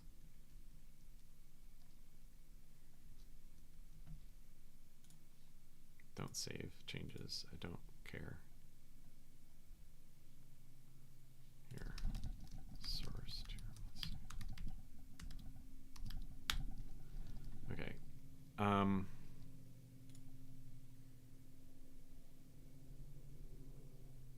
So that's clearly a bug that we need to address.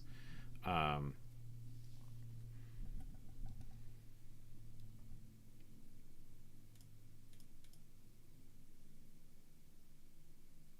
it's just a bug here. Like, we can get rid of that, and then it doesn't care. It's not going to complain. So I don't know that that's telling us that there's a bug there. What's interesting is all we changed was we moved I say all. What we changed is we moved this stuff into a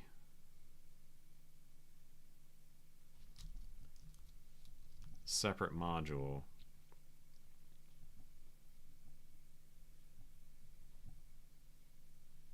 And we renamed the polar coordinate thing.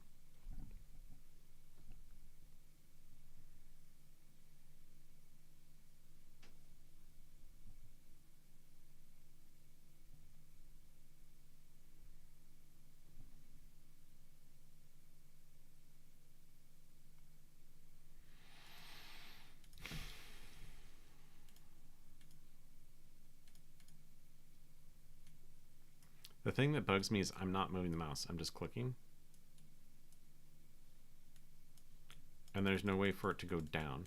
So like there's some state in here that's not getting cleared. So maybe what we need is like a, something that displays some text. So let's look at,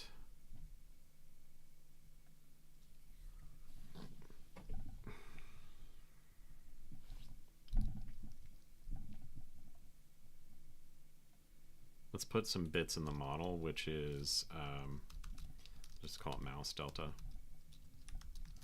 And this is going to be a tuple of float and float. And then here we're going to say mouse delta be 0. Okay. And in our update on tick, we're going to say let mouse delta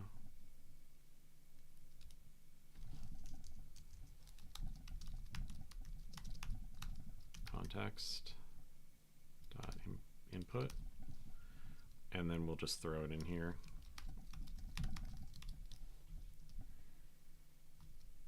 Okay, and then I don't know if there's a what's in this debug module. Let's look real quick, because I think if there's like, debug some text, that would be super useful. And then we can just throw some text on there.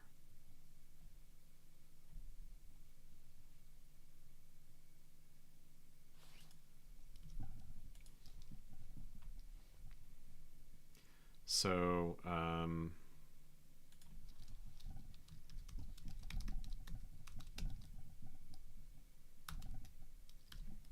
what can we do in terms of text? Geometry, doing some scene. Yeah, geometry text. Maybe we can look at an example to see how to do this. Oh, we need a font. Boo. Let's look at asset load font. There is an example in the Tiramisu repo for text, so let's look at that. That'll save me some time. Text geometry, okay.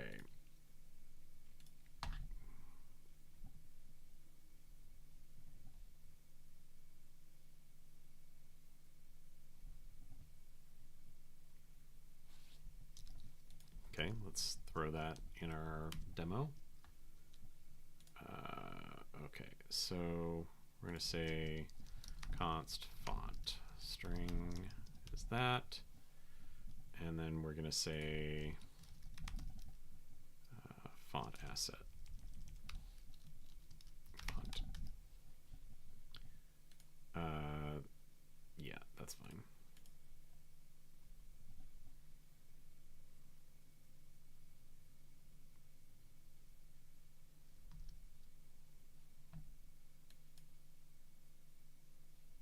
Oh, whoops, I messed that up. Okay, so this we need, let's look at we need a geometry and some, sorry, I meant to look at the example. Okay, so they load a font, fine, we do all that. Okay, so fine, don't care. So in the view, got some lights. Okay, so this create 3D text. I'm going to create, see what they do in flat text, because this just makes a node. So we make geometry, you make a simple material with color. Yeah, okay.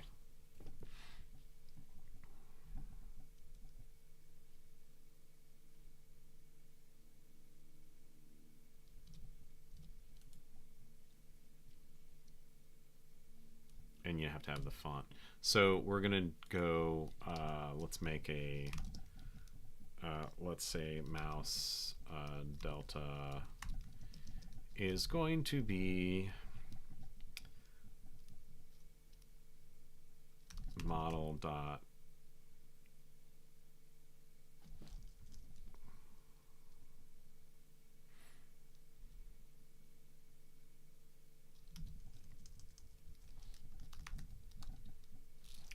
to string.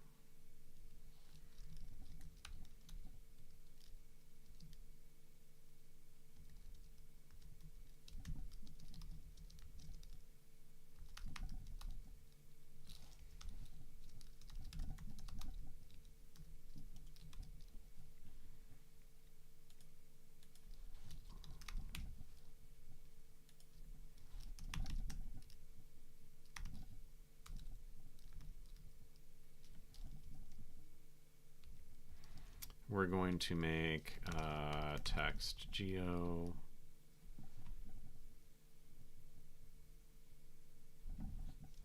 I think this might be another let assert.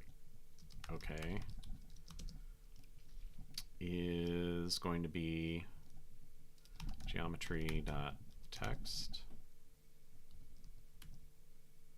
Yep.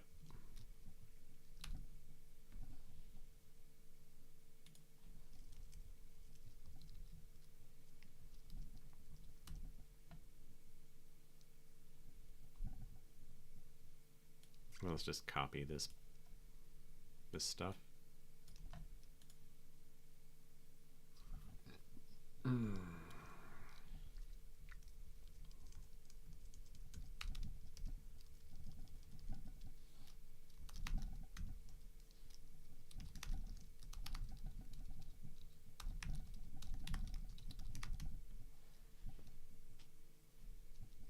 Okay, and then we need to get the font, so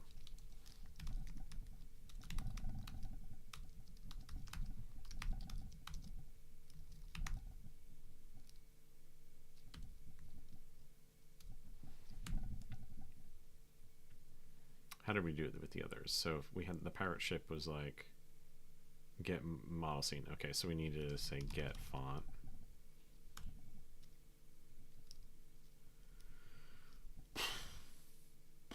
What?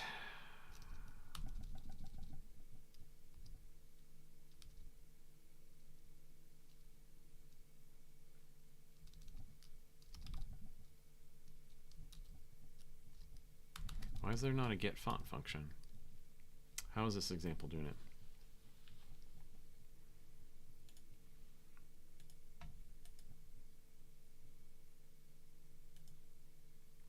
Asset.font, okay. So,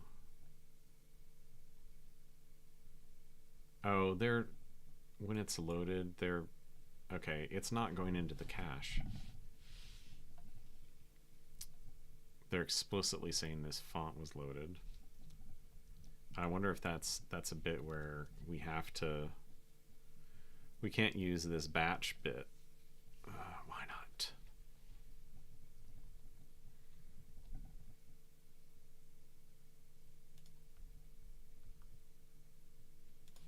Okay, let's comment this out for now.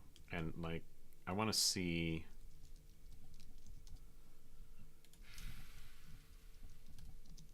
I want to see what happens with the loading. We're gonna look at our demo and look at the console. Here, reload. Okay, so network, it found it in the disk cache.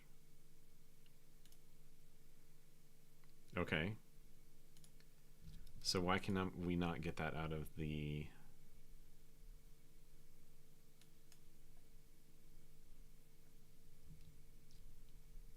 Maybe we have another Tiramisu patch here. So load font.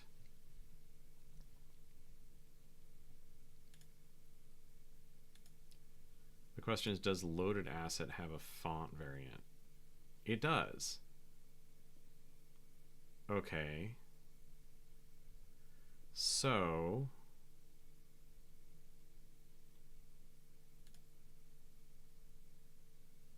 is it just get?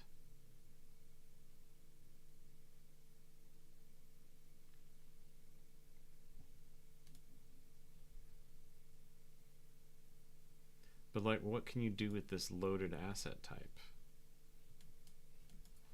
Because the geometry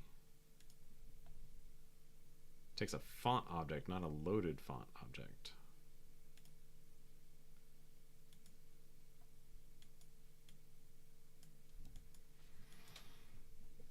Okay. Yeah, I think.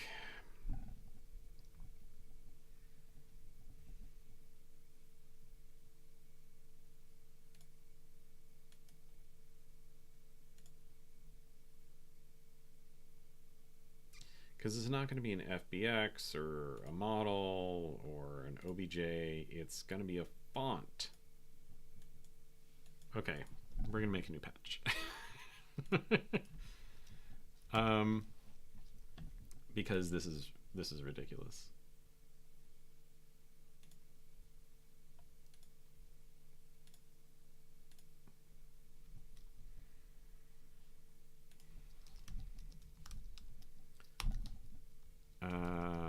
Upstream main.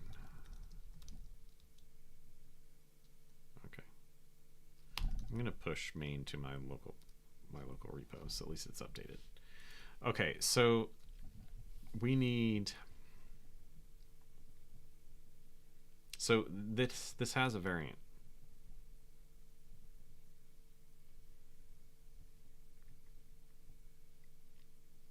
And the cache entry is a loaded asset.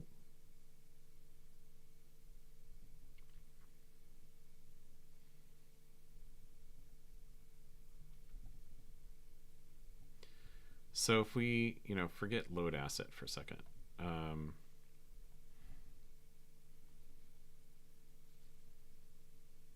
Right, this, okay, this is what we'd expect.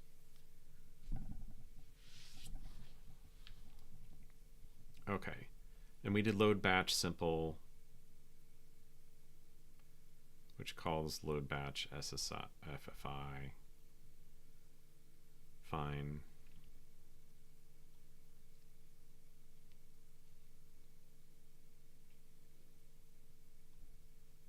Okay.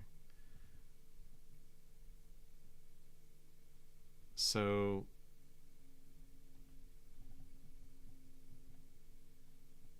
we really just need a get font.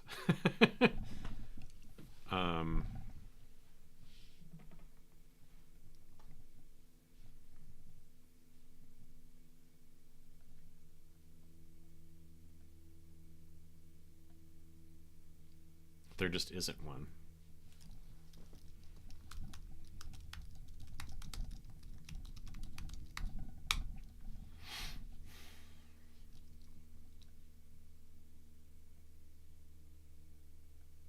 I think it's just an oversight.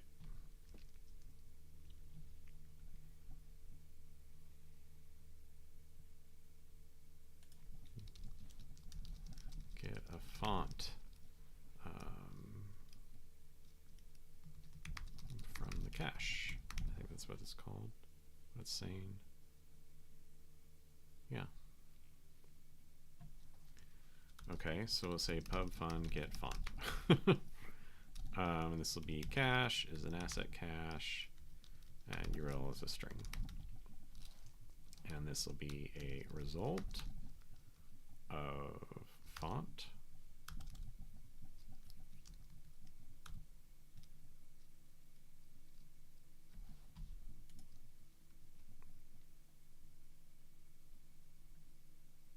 Yep.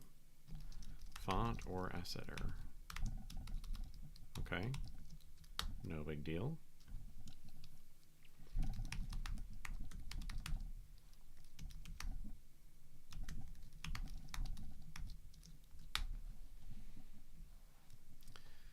Okay, and if it's okay at a cache entry, and this is a loaded font,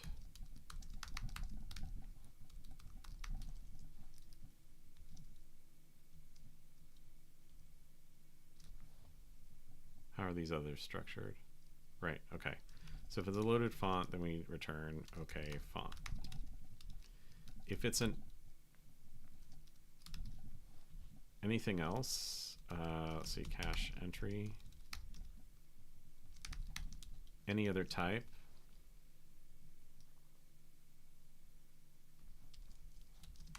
we return error, invalid asset type URL. And if it's an error, so it's not in the cache, we return error asset not found URL. Okay, yeah, I don't know cache. I don't know why this wasn't in there, because it's basically the same as all these others, right? And if you can load a font with the asset system, you should be able to get it out. Now, we could do this ourselves.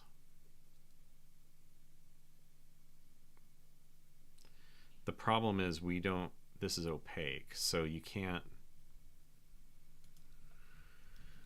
there's no API to take a loaded asset and give me a font back. Right?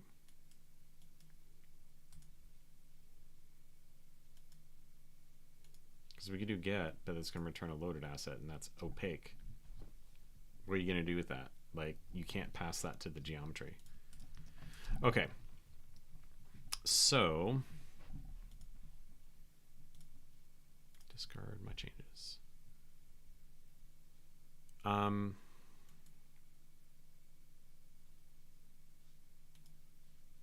Let's look at the asset test. It doesn't do anything. Doesn't do anything useful. Okay, it's 3:33. We're gonna see if we can wrap this up real quick. So let's look here.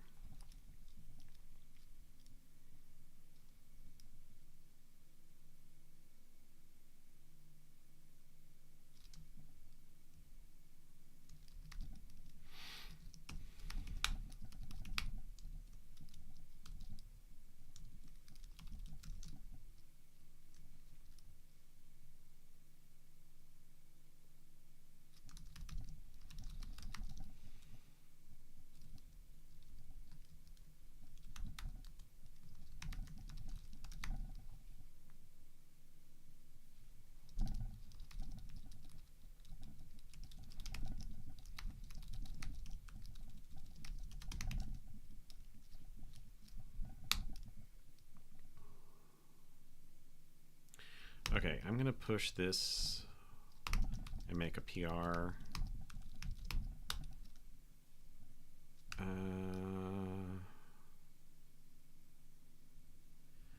Okay, and then what I'm gonna do for our local development is I'm gonna merge plane geometry segments into this branch.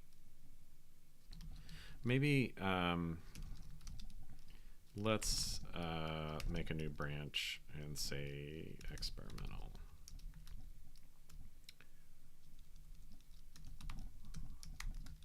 And then we're going to merge plane geometry segments.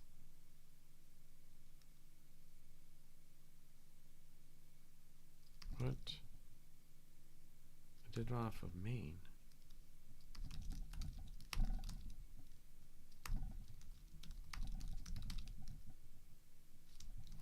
Is there not a merging my PR when I didn't notice? Oh my goodness. She did. Okay. So, if you're lurking, thank you. Okay, so that was merged. So what I can do is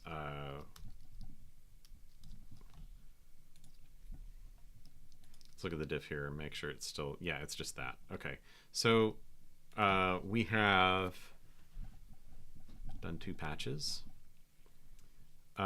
Let's go back to our okay, I'm gonna delete these branches, experimental and plane geometry segments and standard material displacement. Those plane geometry segments and standard material displacement have been merged. We don't need experimental. Let's just check out asset get font and move on with our lives. I should have known when I branched that off of main and our demo didn't break. That sheet already merged it. Okay, so yep. Okay.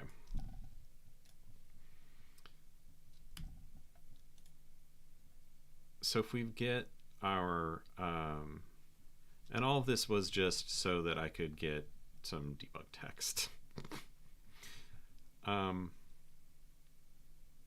Okay, so I'm going to say we're going to do similar to like what we did with the pirate ship. We're going to say let mouse delta text, and we're going to say case asset.get font model.assets, and we're going to do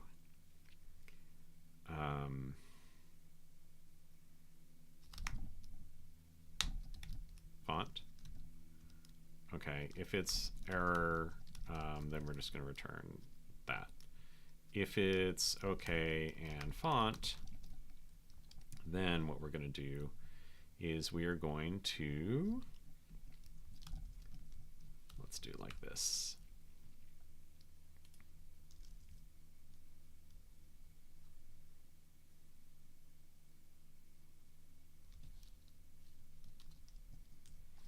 Okay, we're going to say let, we're going to put all this up in there, and then we'll wrap up the stream. Okay, so we're going to compute what the delta text is, and we are going to do this. Okay, so we get the text geometry, and then we're going to make a very simple mesh. Let's go ahead and do scene.empty and say debug text is the ID.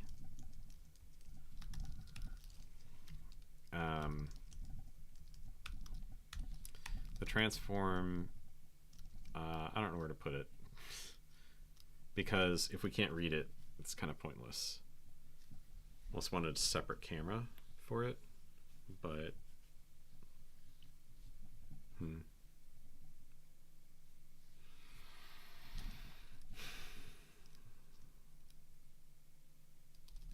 let's just do identity. It's not going to be great. Children is going to be, what do we call it? Mouse delta text. Okay. So if we get the geometry, let's look back at that example real quick. Text geometry.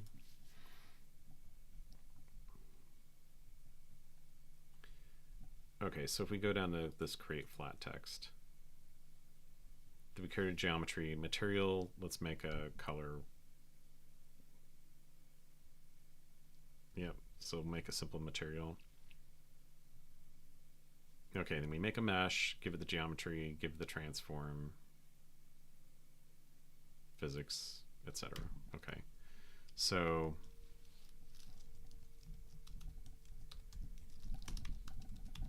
scene.mesh ID is going to be mouse delta, what do we call delta text? Okay. Transform. The problem with our camera controllers is that we don't have different world spaces here. So I'm just going to I'm going to slurp this in, and it doesn't make any sense, but we're going to do that. We're going to have 0 rotation, so we can just get rid of that. No rotation.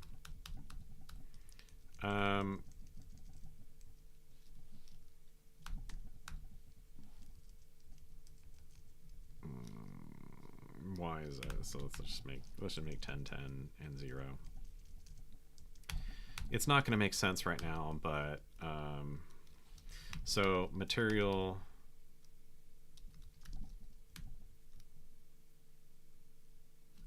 is, we're just going to make it with a flat color. Material.new material.width color. That's just an integer.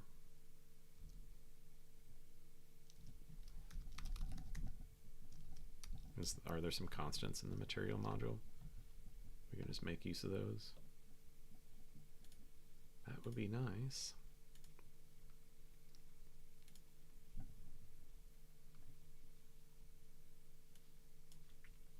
Let's see what we got.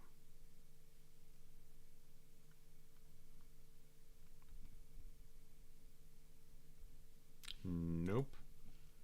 There's no color module either. So let's see how it's done in this example. Not geometry test. Here, close all. Give me just that example again. Text geometry.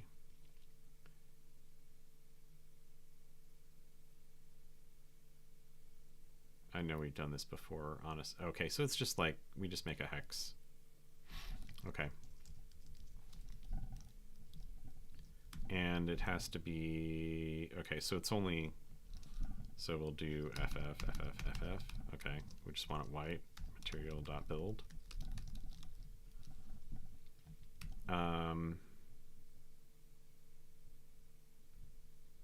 What else do they do?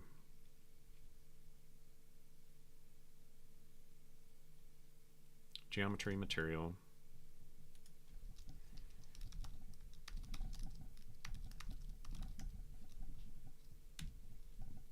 Physics. Option that none. Okay, did I cover all of the things that we want there?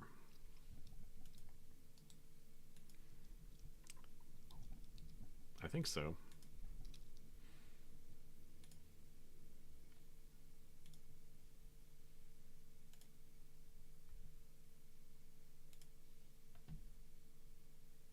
Right, so ID, geometry, material, transform, physics. And okay, so we got all that. All right.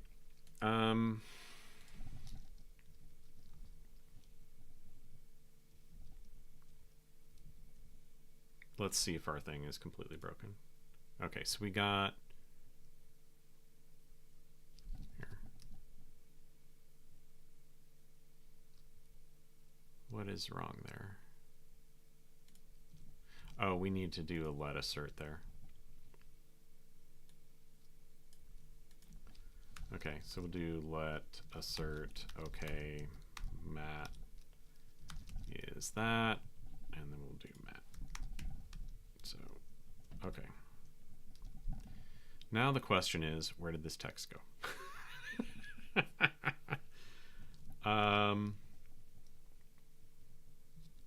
Is it too small to see? Oh, there it is. So this is updating, but note that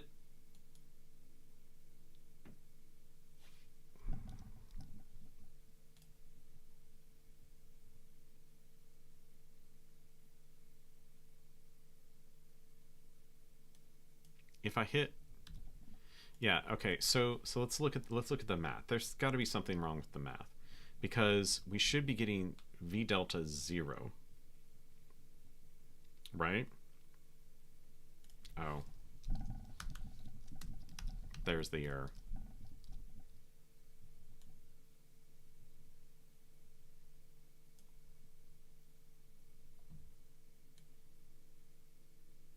Plus instead of times. God, it took us forever to figure that out. Oh my goodness. Okay, this is a good place to end the stream. You know, the other thing that we could have done instead of having it directly on the canvas is do some luster UI for this debug information, which I think is what we'll do next time, because we want to do some sliders and whatnot. But hey, that's pretty cool. You know, it doesn't really display that well, but you can see the numbers changing. And we've got a functional camera controller with zoom. So next time, I think what we're going to do is we're going to we'll get rid of this debug text. We'll put it in some luster. That'll be fun. And we're going to do panning with WASD, which is something I intended to do today, but we didn't get to. So thank you for hanging out, and we'll do some more next time. We'll make this look better. We'll get better controls, and we'll get prepared for the game jam, because by next weekend, we'll have started the game jam. So pretty cool stuff. Thank you all for hanging out, and we'll see you next time.